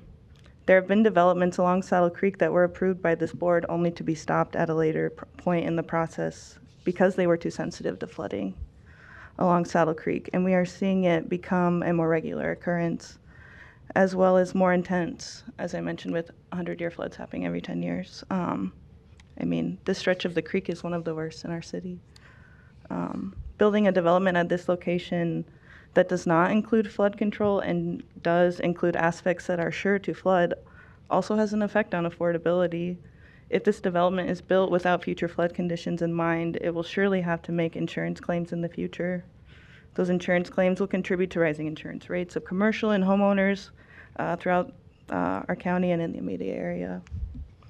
Rising in affordability is fueled by many issues, and rising insurance costs is among them. This must be taken into account before approving developments that will definitely contribute to this issue. As many others have pointed out, this development does not include units that will be affordable to moderate to low income residents. We're facing a housing crisis, and while some may believe in trickle-down housing economics, the idea that building luxury apartments will clear up more affordable units, if it works at all, will take years to take effect. All new developments using TIF must include units that are affordable for moderate and low-income residents. I know that this has been a conversation at the city for some time and is a direction that many would like to move in. I have a wild suggestion that it should happen. let's make it happen and let's start today. And a bit of a repeat, just that the engagement around this development has been egregious and inconsiderate.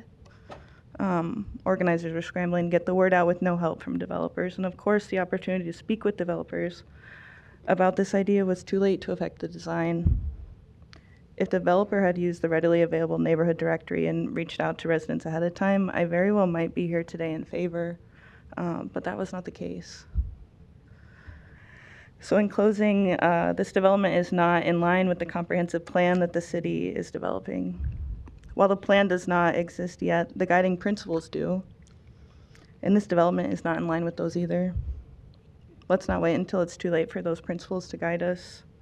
Not only does this development not align with the guiding principles in theory, but in practice, I don't understand how a development that is sure to be delayed by, and once it is built, plagued by flooding, is a good financial decision for investors or for our city. So I would like to, make a move for a layover. Yeah, thank you for your time. Thanks, Emily. Okay, any other opponents? Seeing none? Mitch, you want to come back up? And you got a lot to unpack there.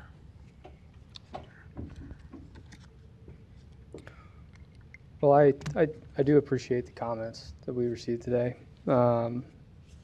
Especially your name is slipping my mind, sir. I don't think we've had a chance. Yes. You can call me Steve. Steve. Okay, from Steve. So Steve is one of our tenants at Saddle Creek. But by example, as Steve brought up, Steve has a long-term lease, right, that we fully intend to honor. And Steve's in phase 4 of the project, by example, where he'll stay there for the next 4 to 5 years. So I appreciated Steve's comments. You could have come up here and, try to tear this thing apart. But I guess the point I'm trying to make is that the tenants that are at Saddle Creek, we're certainly going to respect their leases. And maybe they are going to be a long-term, part of this project. So I think I wanted to address that. On the neighborhood outreach, I'm a little frustrated by some of the comments tonight. I don't think they're accurate. We did reach out to, and this could be our fault, but we did reach out to the 2 neighborhood associations that were on the GIS, the Fabric Association and JCA, both of those. When did you do that? We did that as soon as we had TIF committee approval. Just 2 weeks ago, you said? Yeah, and that's kind of a key piece is we don't know that we have a project until that happens. So as soon as we had that, we reached out.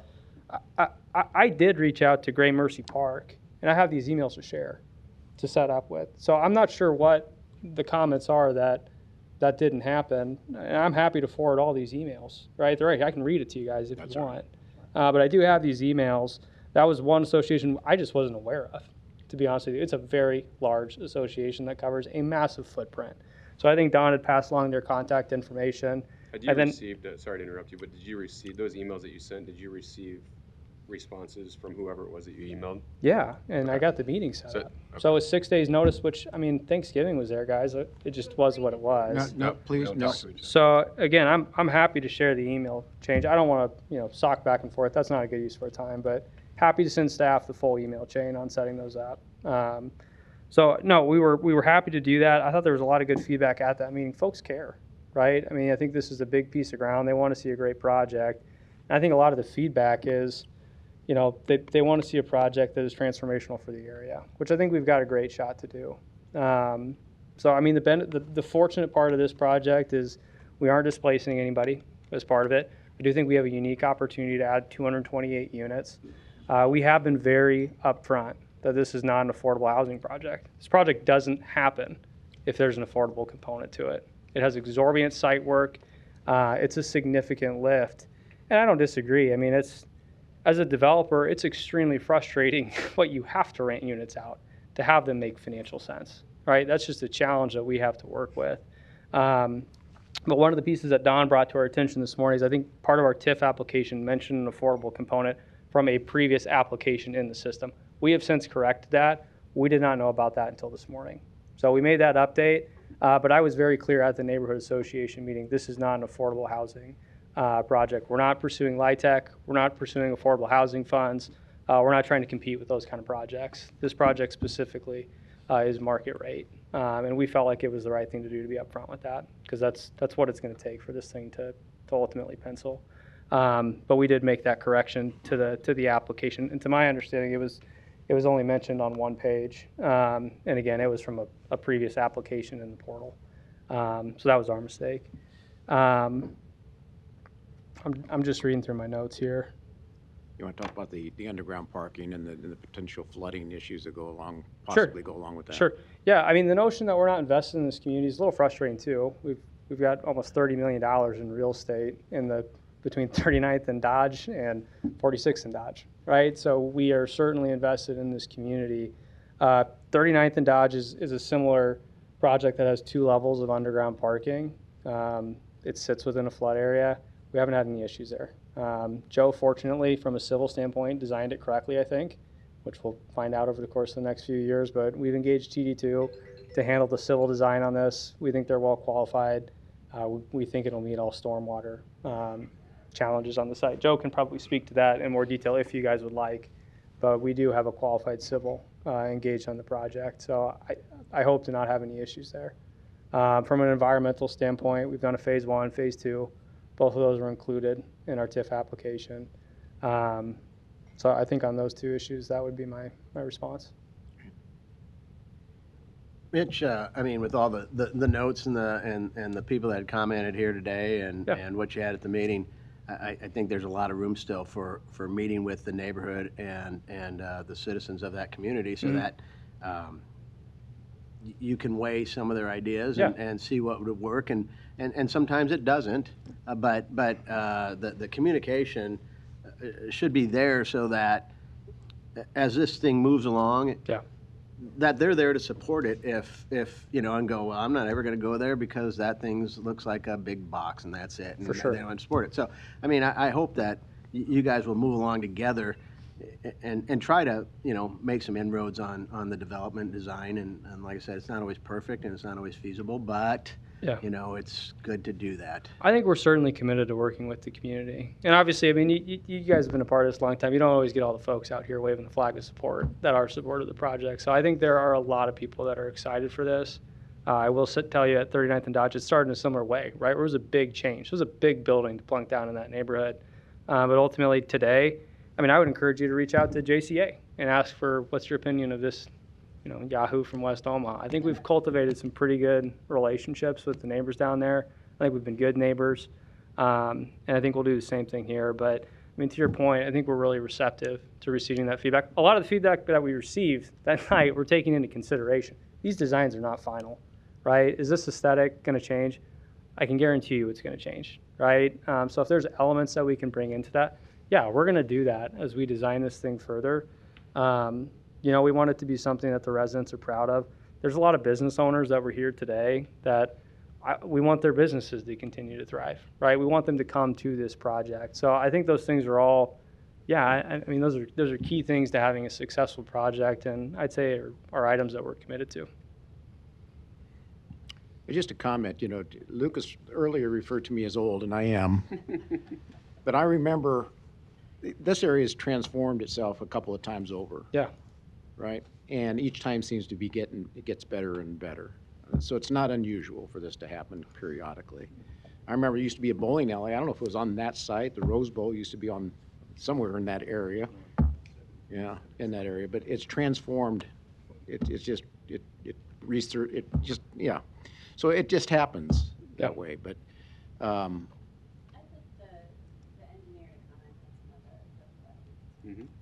I'm sorry, what was that? I'd like the engineer to comment on some of the flooding concerns. Yeah, sure. Because I assume there's some that you could put some worries at bay. Sure. Joe Detlefs, 10836 Old Mill Road. So I could just pull up the site here.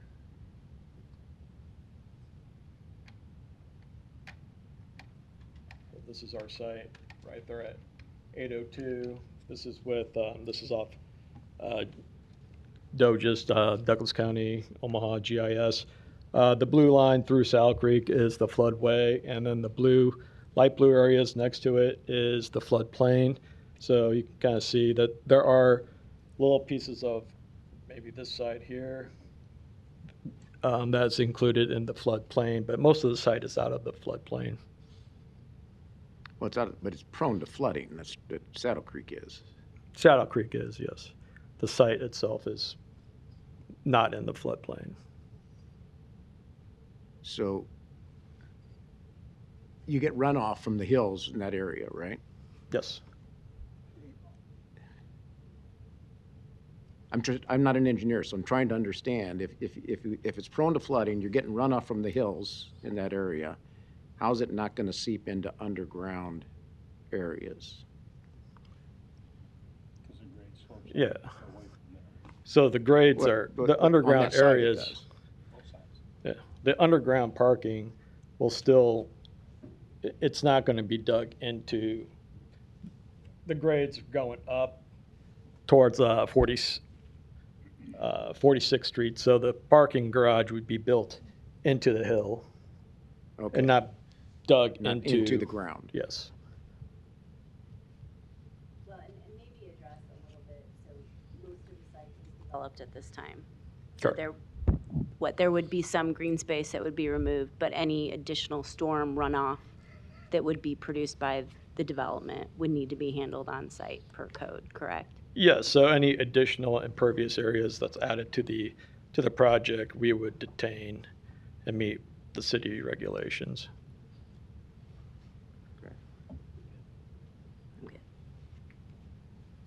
I can't imagine it gets more impervious than it already is today, though. I mean, it's a lot of concrete. Yes.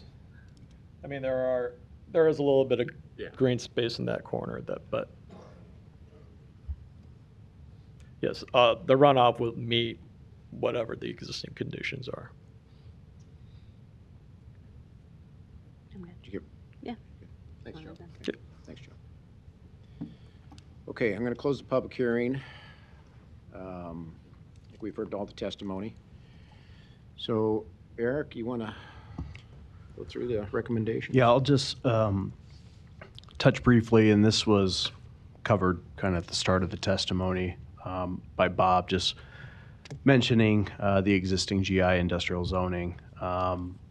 Yeah, so the future land use map of Omaha's master plan does designate it for TOD, which is a form of commercial zoning in this context. There's different classifications of TOD, and we have sub-districts maps. So it's fully appropriate to rezone the site from GI to CC. It's correct. There could be several careful to say non-compatible, because we do allow industrial zoning adjacent to other residential and commercial districts, but by and large, it would be incompatible for the most part with potential uses that could go in the existing zoning right now. So the rezoning to CC as well as the MCC overlay.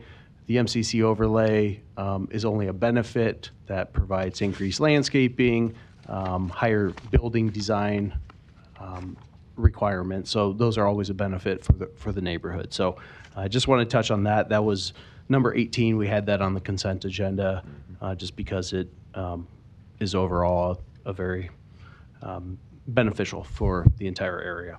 I'm not going to touch too much on the TIF component, but yeah, I mentioned earlier we have a need for affordable housing throughout the city. We also have a need for just more housing units. So I don't need to stress and go into that. There was some testimony about that.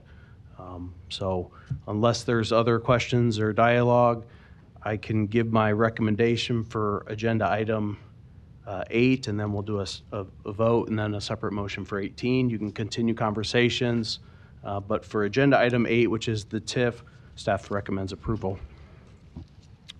Okay, we'll take that motion first. So do I have a motion for that? A motion to approve, but I do encourage continued conversations with the neighborhood. Second. Okay, we have a motion and a second. Please record the vote. Moore? Yes. Rupert? Yes. Morris? Yes. Rosacker? Yes. Mr. Chair? Yes. Approved 6-0. Thank you. For agenda item 18, which is the rezoning, staff recommends approval of the expansion of the MCC overlay district and approval of the rezoning from GI to CC. Okay, thank you. Do I have a motion? Motion to approve the expansion of the MCC overlay district and approval of the rezoning from GI to CC. Second. Okay, we have a motion and a second. Kathy, please record the vote. Rupert? Morris? Yes. Rosacker? Yes. Sotolongo? Yes. Moore? Yes. Mr. Chair? Yes. Approved 6-0. Thank you.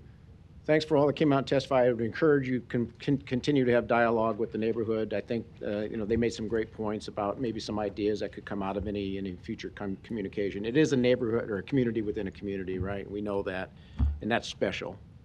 It's special to them. So please engage the community with that. Okay. I will add too, there's still a lot of time. There's a long approval runway still, and this is a multi-phase project. I really feel like this was a good opportunity to get everybody together and set the precedent for communication moving forward. So I just wanted to remind everyone of that. Okay, thank you all. All right, where are we here? All right, we've got item 9, which is KC 320-244. The request is approval of substantial amendment to the 2021 annual action plan. Who's going to talk on that? Greg. Kelly? Greg. Oh, Greg. Oh, Greg? Okay.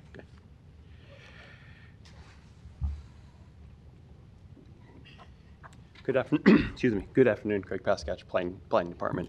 The substantial amendment proposes to add language to the home ARP allocation plan, stating that funding levels targeted by activity are estimates, and actual funding amounts will be contingent upon applications received through the request for proposal process, the scores of those applications, and the ability of those applications to pass underwriting requirements. So this is really a request for administrative flexibility to ensure that we can respond to challenges the conditional awarded projects are running into, and we can expend the funds in a timely manner. Happy to answer any questions. Thank you. Thank you. Okay. Eric, oh, yeah. Do we have any proponents of this measure? Seeing none, do we have any opponents? Seeing none, close the public hearing. Eric. I don't have anything to add. Thanks for sticking around, Greg. The staff recommends approval. Thank you. Okay, do I have a motion? Motion to approve. Second. Thank you. Kathy, please record the vote. Rupert? Yes. Morris? Yes. Rosacker? Yes. Sotolongo? Stepped out. Step down. Moore? Yes. Mr. Chair? Yes. Approved 5-0. Thank you. 24. Okay, I think we're on 24 now. Yeah. Okay, item 24, which is case C813-225. The applicant is Brett Kluwer for Coffee Tree Country Club. The request is approval of a major amendment to the presumed special use permit pursuant to section 55883Q to allow outdoor sports and recreation in an AG agricultural district. The location is 2410 South 217th Street. May we hear from the applicant? Good afternoon. Hi, Doug. Doug Dreesen, 10836 Old Mill Road. I have with me today Brett Kluwer, the developer, Mark Johnson, the attorney representing, and also the attorney for the SID out there. Those of you that have been on the board for a while probably remember this project, perhaps from multiple times. It's the old Skyline Woods golf course, which used to be way out in the middle of nowhere, but now is almost I was a member about 100 years ago. in town. So we're here. Brett's a golf enthusiast, and he'd like to get the golf course running as soon as possible. Recently purchased the property. We're here focusing on the golf course operation only. We want to get going early in the spring, cleaning everything up, getting it ready to go. I'm not a golfer, but at the very beginning, it's going to be kind of a Spartan cart barn, check-in area, and then off you go. Not what you remember from when your membership first started. Ultimately, we want to work towards that, though, but we need to get off the ground. We did hold a neighborhood meeting that we initiated. However, it was on a tight timeline. We had 125 people or so at Valley View Middle School last night, and I will say of my 40 years of doing these, it was one of the it's easily in the top 3 of positive outcome from the neighbors. I think there's a strong sentiment that they'd like to see that golf course restored and things cleaned up around it. I think it's been closed for probably 20 years now. The staff's been very helpful working with us. As some of you, I'm sure, are aware, it's a complicated situation out there. We've got a Supreme Court ruling, all kinds of unusual things. But we think this is the first step getting us back to what used to be kind of a gem around the city with the golf course. Those of you that are golfers, we're hoping that you'll be interested in perhaps a membership or maybe finding a friend that'll get you onto the course. With that, we're here to answer any questions. Thank you. Great, thank you, Doug. Any other proponents going to speak? I do have a question. Is the funding in place for all this? Yes. Okay, because it's not inexpensive to develop a golf course. No, it isn't. Right? So when you say you want to start this next year, I mean, everything's got to be in place and ready to go. Yes, that's correct. And there's been conversation with various contractors. There's a lot of deadfall wood that needs to be cleaned up. There's a laundry list of things that need to be done out there. Most of which is probably getting the fairways and the greens and the tee boxes in shape. I don't think that's, like me cutting my grass. I think there's a lot more that goes into it than that. So you need to get off to a good start early on. And is litigation completely over now with this? Is there any pending litigation that's existing on the property? Call it the lawyer. Yeah. Mark Johnson, 11440 West Center Road here, obviously representing the applicant. To my knowledge, there's no litigation. That was about 20 years ago. The court mandated that the property be maintained and operated as a golf course and a golf course only. Obviously, it hasn't been a golf course, but the Supreme Court ruled that that's the only thing it can be. So we're here today to take the first step to make that happen. Okay, that's good. And let me just clarify, golf course development, okay? Because we may be back here in a couple months on another piece of this that was included with the application, those 16 lots that were located on Center Road, just north of Center Road. We showed that on the plan to be transparent with the neighborhood because of that history. Some prior developers wanted to do something significantly different than a golf course, right, which included some residential. This is starkly different than that. We're going to get our 18-hole championship golf course and then potentially down the road submit an application for those additional 16 lots, as well as the future phases, as Doug represented, for the remainder of the golf course improvements, the clubhouse, pool, restaurant, that sort of stuff, training facility. Brett will come up here and talk to you guys for a couple hours about how awesome all that's going to be, but it's been a long meeting, so we won't do that unless you have questions on that. And again, all of that we understand. We talk to the neighbors. That's all part of a subsequent applications and approval processes and conversations with you folks and city council. So we understand that. Yeah. They could be playing golf out there. Is it 2 years? Is I it believe, yeah, Brett's words were a tee in the ground November 1st next year. No, so it's really? Against his lawyer's advice. He owns the ground before we finish this process, but he's, obviously it's a calculated risk. With the Supreme Court case, this can only be a golf course. We've had some initial conversations with the staff about city's sentiment on a golf course, and it hasn't changed, obviously. So he owns the property. He's ready to go as soon as we get city council approval on the special use permit application. Practical question. Sure. I guess where are these 16 lots? Are those just that parcel that used to be the driving range then? That's correct. And again, that's not part of this application. I understand, but that's part of your plan. Yep, comprehensive plan, yep. Now, you've got two other kind of isolated parcels there between 14 and 17 and between 18 and 7 that are accepted. Parcel A is what they're or noted as. What are those? I'm sorry, yeah, along Old West Center. No, these are north of there, along, next to Ranchview Estates. Mr. Circo, the prior owner, owns those parcels still, if that's what you're referring And to. so they'll never be part of this? Correct.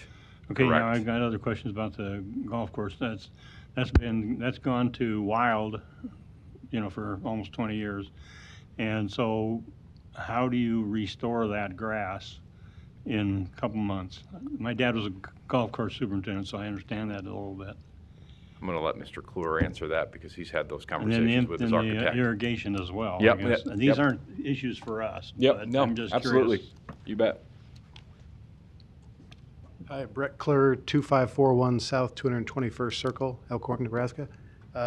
Peter Jacobson is the course designer, PGA Tour player, longtime current announcer on the tour. He's a designer, and then Larry Rogers is the irrigation, and we've had both of them up here recently. I've been after the project for 11 years, 3 different times. I've been down the road, so we've had these conversations many, many times. So it's going to be, the irrigation's going to be replaced? Or? Yes, so we're going to start all brand new. We're not going to cut any corners. This is not just bringing the golf course back up. Okay. This Do you have is to kill all the grass and Yeah. do all that stuff? Okay. Yeah, they'll strip it all down and then grow it all back, hydro seed and get it all going And back. regrade the greens and all that stuff? Yep. Yeah.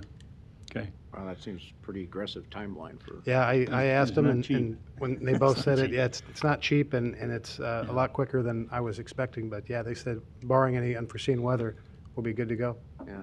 Yeah, I was telling you in the pre-meeting, I used to hit my golf balls out of bounds in a cornfield, which Yes. is now houses. So are you Yeah. going to is there going to be netting or some sort of protective? We don't have any plans for any netting. Most folks don't like to see netting on the course, and this Yeah. is going to be a high-end country club. There are trees that on the boundaries all across the golf course, and I've met with homeowners, many of them, and we had our neighborhood meeting. We'll address any of those on a one-by-one basis, what we can do to help out anywhere. So how, since this is starting out with, would you term it minimalist? In other words, you're going to have your cart barn and just a room to basically register or pay your fees. So this is an ownership plan? Yes. So people have to, are going to buy into a minimalist, and then do they have assessments later, or how does that all work? They're just regular, we're selling regular memberships to the golf course, and it's phased out. So phase 2 has different pieces to it, clubhouse pool being one of those. There's a 19th hole, and then there's a training facility, And then the indoor. membership fee changes as it goes?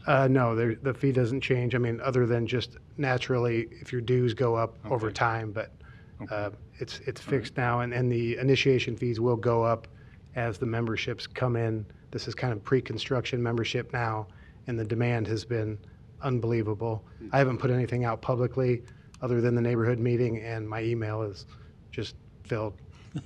And you live in the neighborhood? I do. You'll have to let us know. Will do. Well, I still Assuming it live- gets approved here. I still live near there, so. Thanks, Brett. Well, good luck. That's a very aggressive timeline. Good luck on that. All right. Do we have any other proponents? Have any opponents? Seeing none, I'll close the public hearing. Eric? All right, well, we went through some of the history earlier. I don't need to recap on that, and there's nobody here to oppose, so, surprising. you know, the answer was, or the question was just answered about no netting and things, and we remain silent in our recommendation report, but obviously we do encourage just continued coordination with adjacent homes and neighborhoods. Obviously, we have 2 neighborhoods that have since been built since when this was last active. So obviously, we just encourage that, but we didn't feel it was appropriate for staff to dictate any of that. So just wanted to mention that. That being said, staff recommends approval of a major amendment to the presumed special use permit, subject to the 14 conditions in the report. Okay, thank you. Do you have any questions? Okay, do we have a motion? Recommend approval of the major amendment to the presumed special use permit pursuant to section 55884Q to allow outdoor sports and recreation in an AG district, subject to the 14 conditions in the recommendation report. Okay, we have a motion and a second. Kathy, please record the vote. Morris? Yes. Rosacker? Yes. Sotolongo? Moore? Rupert? Mr. Chair? Yes. Approved 6-0. Thank you. All right, our last you item very is thank you. Good luck to you. Item 29, KC 725-296. The applicant is Brian Falcone. Request is approval of a conditional use permit to allow an accessory dwelling unit in the DR district. Property is located within the FF Flood Fringe Overlay District, location 25705 Blondo Street. May we hear from the applicant? Kyle Hazy with ANA Consulting Group, 10909 Mill Valley Road, representing the applicant. We have a 4.5 acre lot on 257th and Blondo. There's a current home on the property. The applicant is looking to build a new home towards around the middle of the property and keep the existing home as an ADU use. The applicant is willing to meet all recommendations of the approval. With that, I'll make myself available for any questions that you may have. Okay, thank you. Are there any other proponents? Any opponents? Been here all day? I have. Thanks for sticking around. My butt off here. Yeah.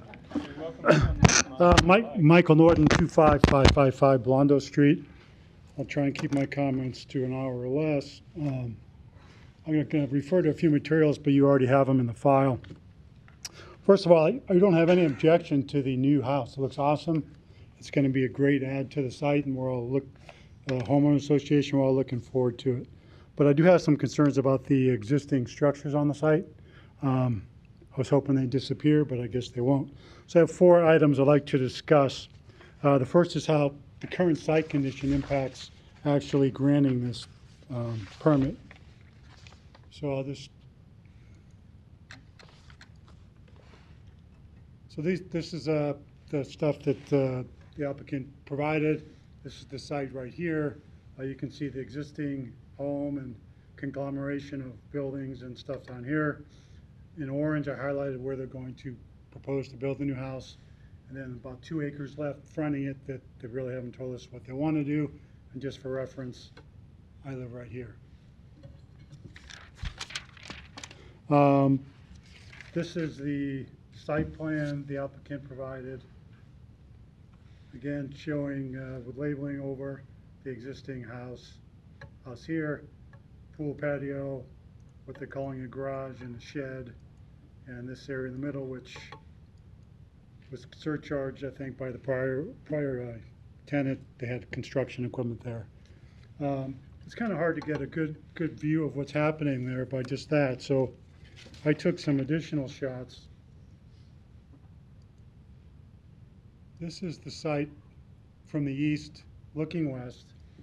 And here you can see the existing house they reference. This metal building is what they call a garage. And this is the shed, this huge concrete pad that they constructed with the pool and the patio. They do not include in their documents this recently completed metal building, pretty significant size, with a concrete pad in front of it, and the annoying chicken coop that was added with the roosters that wake me up. So they did not include that information on the materials they provided. This is a view from the south, just so you can see what's going on there. This is what they call the driveway, all this gravel and dirt, and you can see the current site condition as it exists today. So I've heard Mr. England speak at these hearings that size doesn't matter. Sorry, ADU size doesn't matter. We're referring to ADUs yes, for the record. As long as it's smaller than the PDU. Well, I find that surprising. I'm not going to argue with him about that at all. But I don't know what the planning board's thoughts are on whether can an ADU itself have its own accessory buildings. Is there any limitation on what those buildings can be used for? And do you have to include the square footage of all those buildings in determining the ADU size? So it'd be good to hear that moving on for that. And I will also note that, getting back to my point about the missing information, the planning board's comment here that failure to include all structures may require resubmittal. So those other buildings weren't included. So I don't know if that's a big deal, but they weren't there. The second I'd like to talk about is the location of the new building, the new house. So again, as they've provided here, this is all the existing stuff toward the back, and kind of the center back is where they're going to put the new house. It's kind of surprising that they would put it there, where the backyard is basically all these metal buildings, and leave the front empty unless they have plans to do something with the front. I don't know if they can.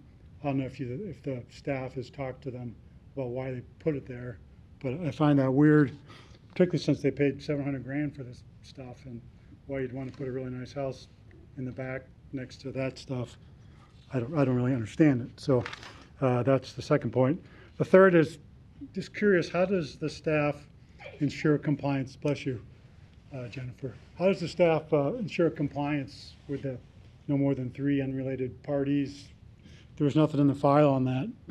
It looks like Lindsay Danker recently bought this property. She's a real estate developer of multifamily residences for Lund. The drawing shows it's going to be the Danker Hargens residence. I don't know what Ms. Danker or Mr. and Mrs. Hargens' relationship is, if they're related. There's currently a number of people, multiple vehicles living in the house and back. I don't know if they're related to anybody, but just curious how you guys ensure compliance with that, because it wasn't in the file. And the last thing I'm just curious about is, in your documents referencing sewer and sewer connections, it's all septic. We don't have water, gas, or sewer out there. So I just didn't know what you meant by those comments. That it's acceptable. Maybe just septic is good. But that's really it. Again, I don't have any issues with the house, the new house. But I really wouldn't think that the 1,500 square foot house and 5, 6 metal buildings really is what you meant by an ADU. But you guys make that call. That's all I have. Okay. So thank you. Thank you, Michael. All right. Are there any other opponents that wish to speak? Seeing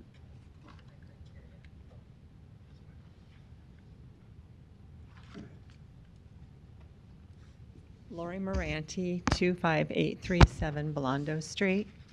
And I'm not necessarily opposed to it, but I do want to know if it's a single-family home. Okay. We'll get you that answer. Okay. And there's a reason that I've asked that, because the seller of the property prior has made the claim that it's barn dominiums. And so I want to know if it's a single-family home. Okay. And that's all I have. Thank you. Great. We'll have the applicant come back up then.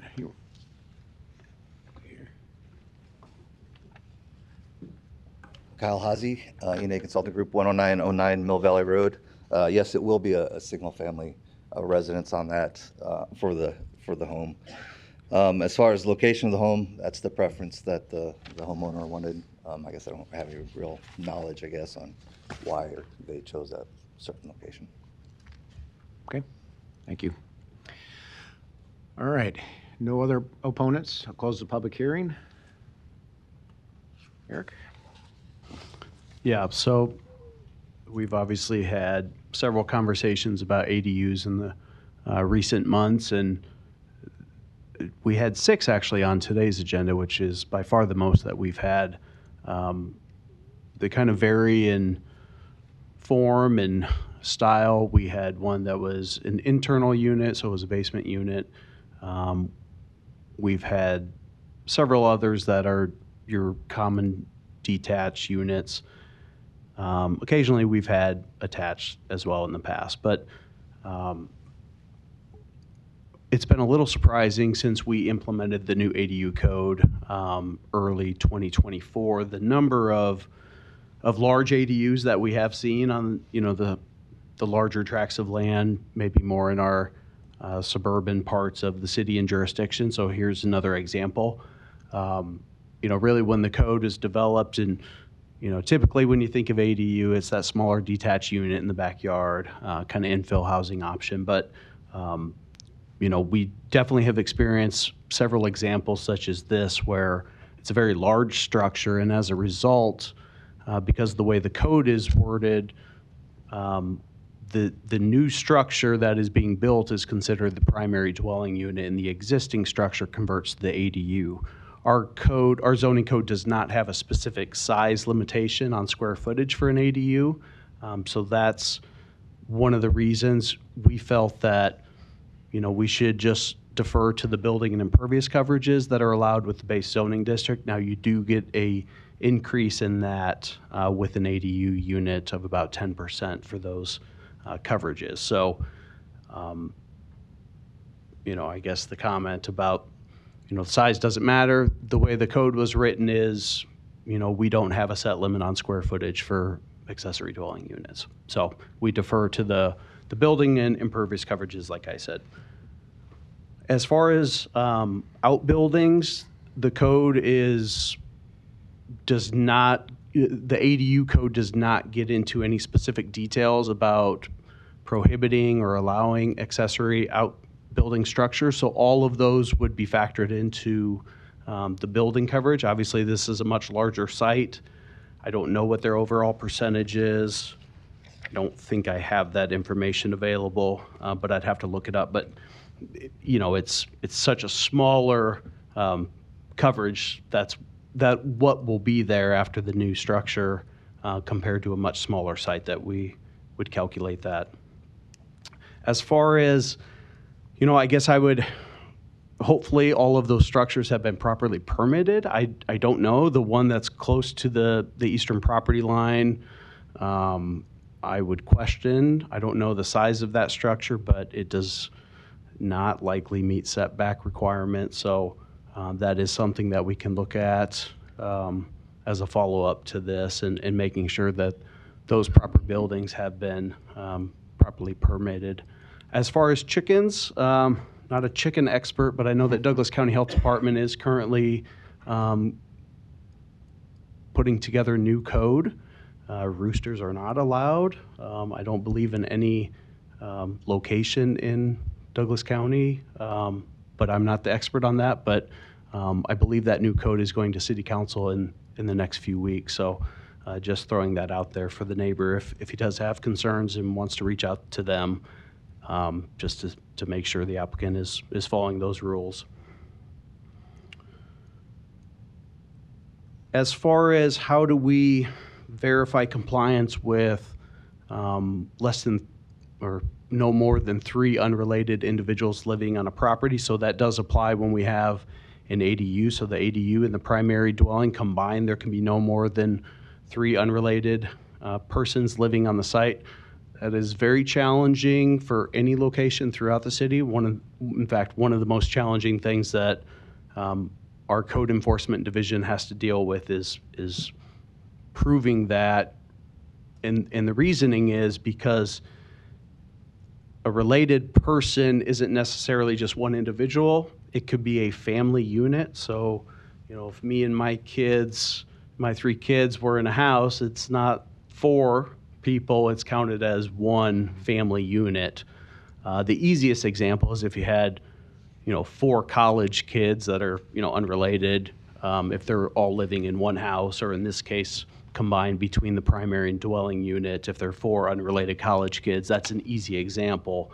But in reality, it gets much more complicated. But if there are suspicions, we operate on a complaint basis. So, we can look into it, but I do acknowledge it's challenging. But, that's something that our staff is willing to do if there is a concern that that's not being followed.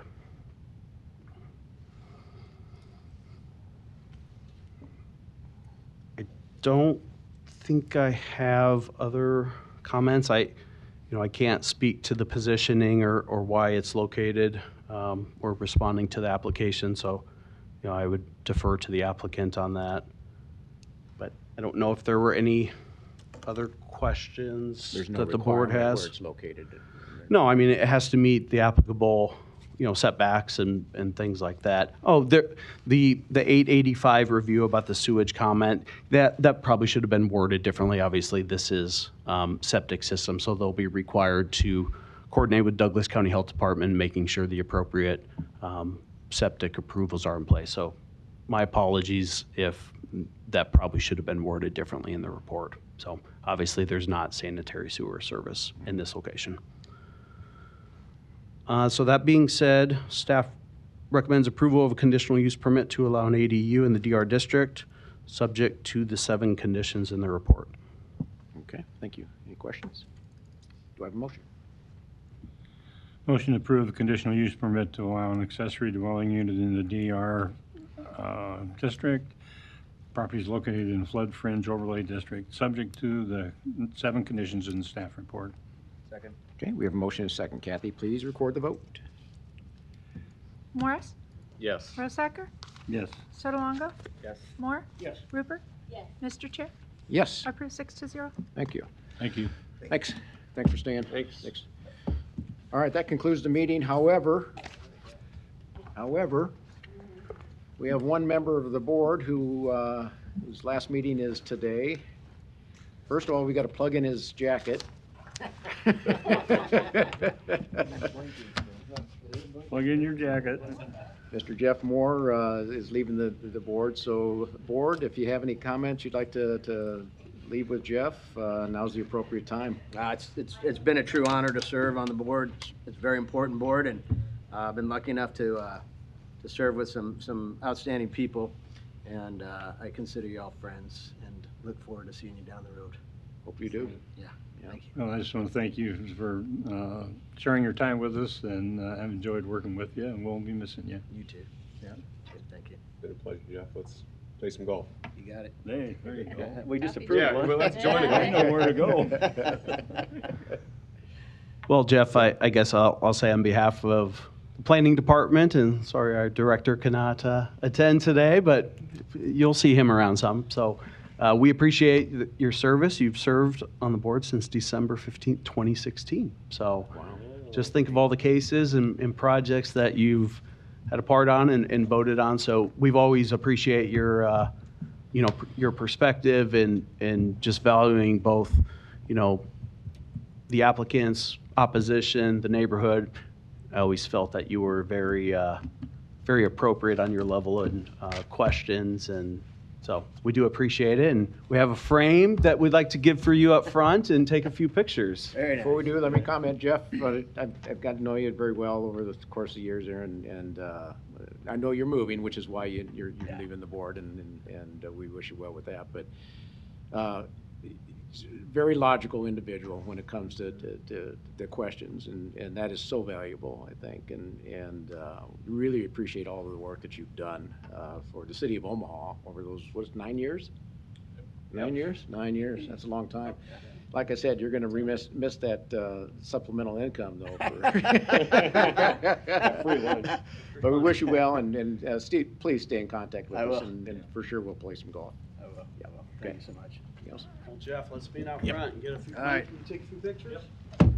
We need to close it out first, or? Oh, yeah. Oh, yeah. Yeah, okay. Do I have a motion to adjourn? Oh, all right, we We got to got approve the minutes. minutes. Approve the minutes first.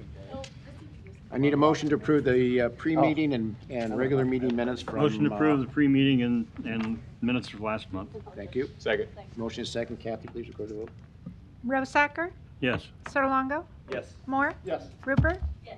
Morris? Yes. Mr. Chair? Yes. Approved 6-0. Okay. Motion to adjourn. Second. Okay, motion is second. Please record the vote. Sotolongo? Yes. Moore? Yes. Rupert? Morris? Yes. Rosacker? Yes. Mr. Chair? Yes. Approved 6-0. You and I are just going to be all over.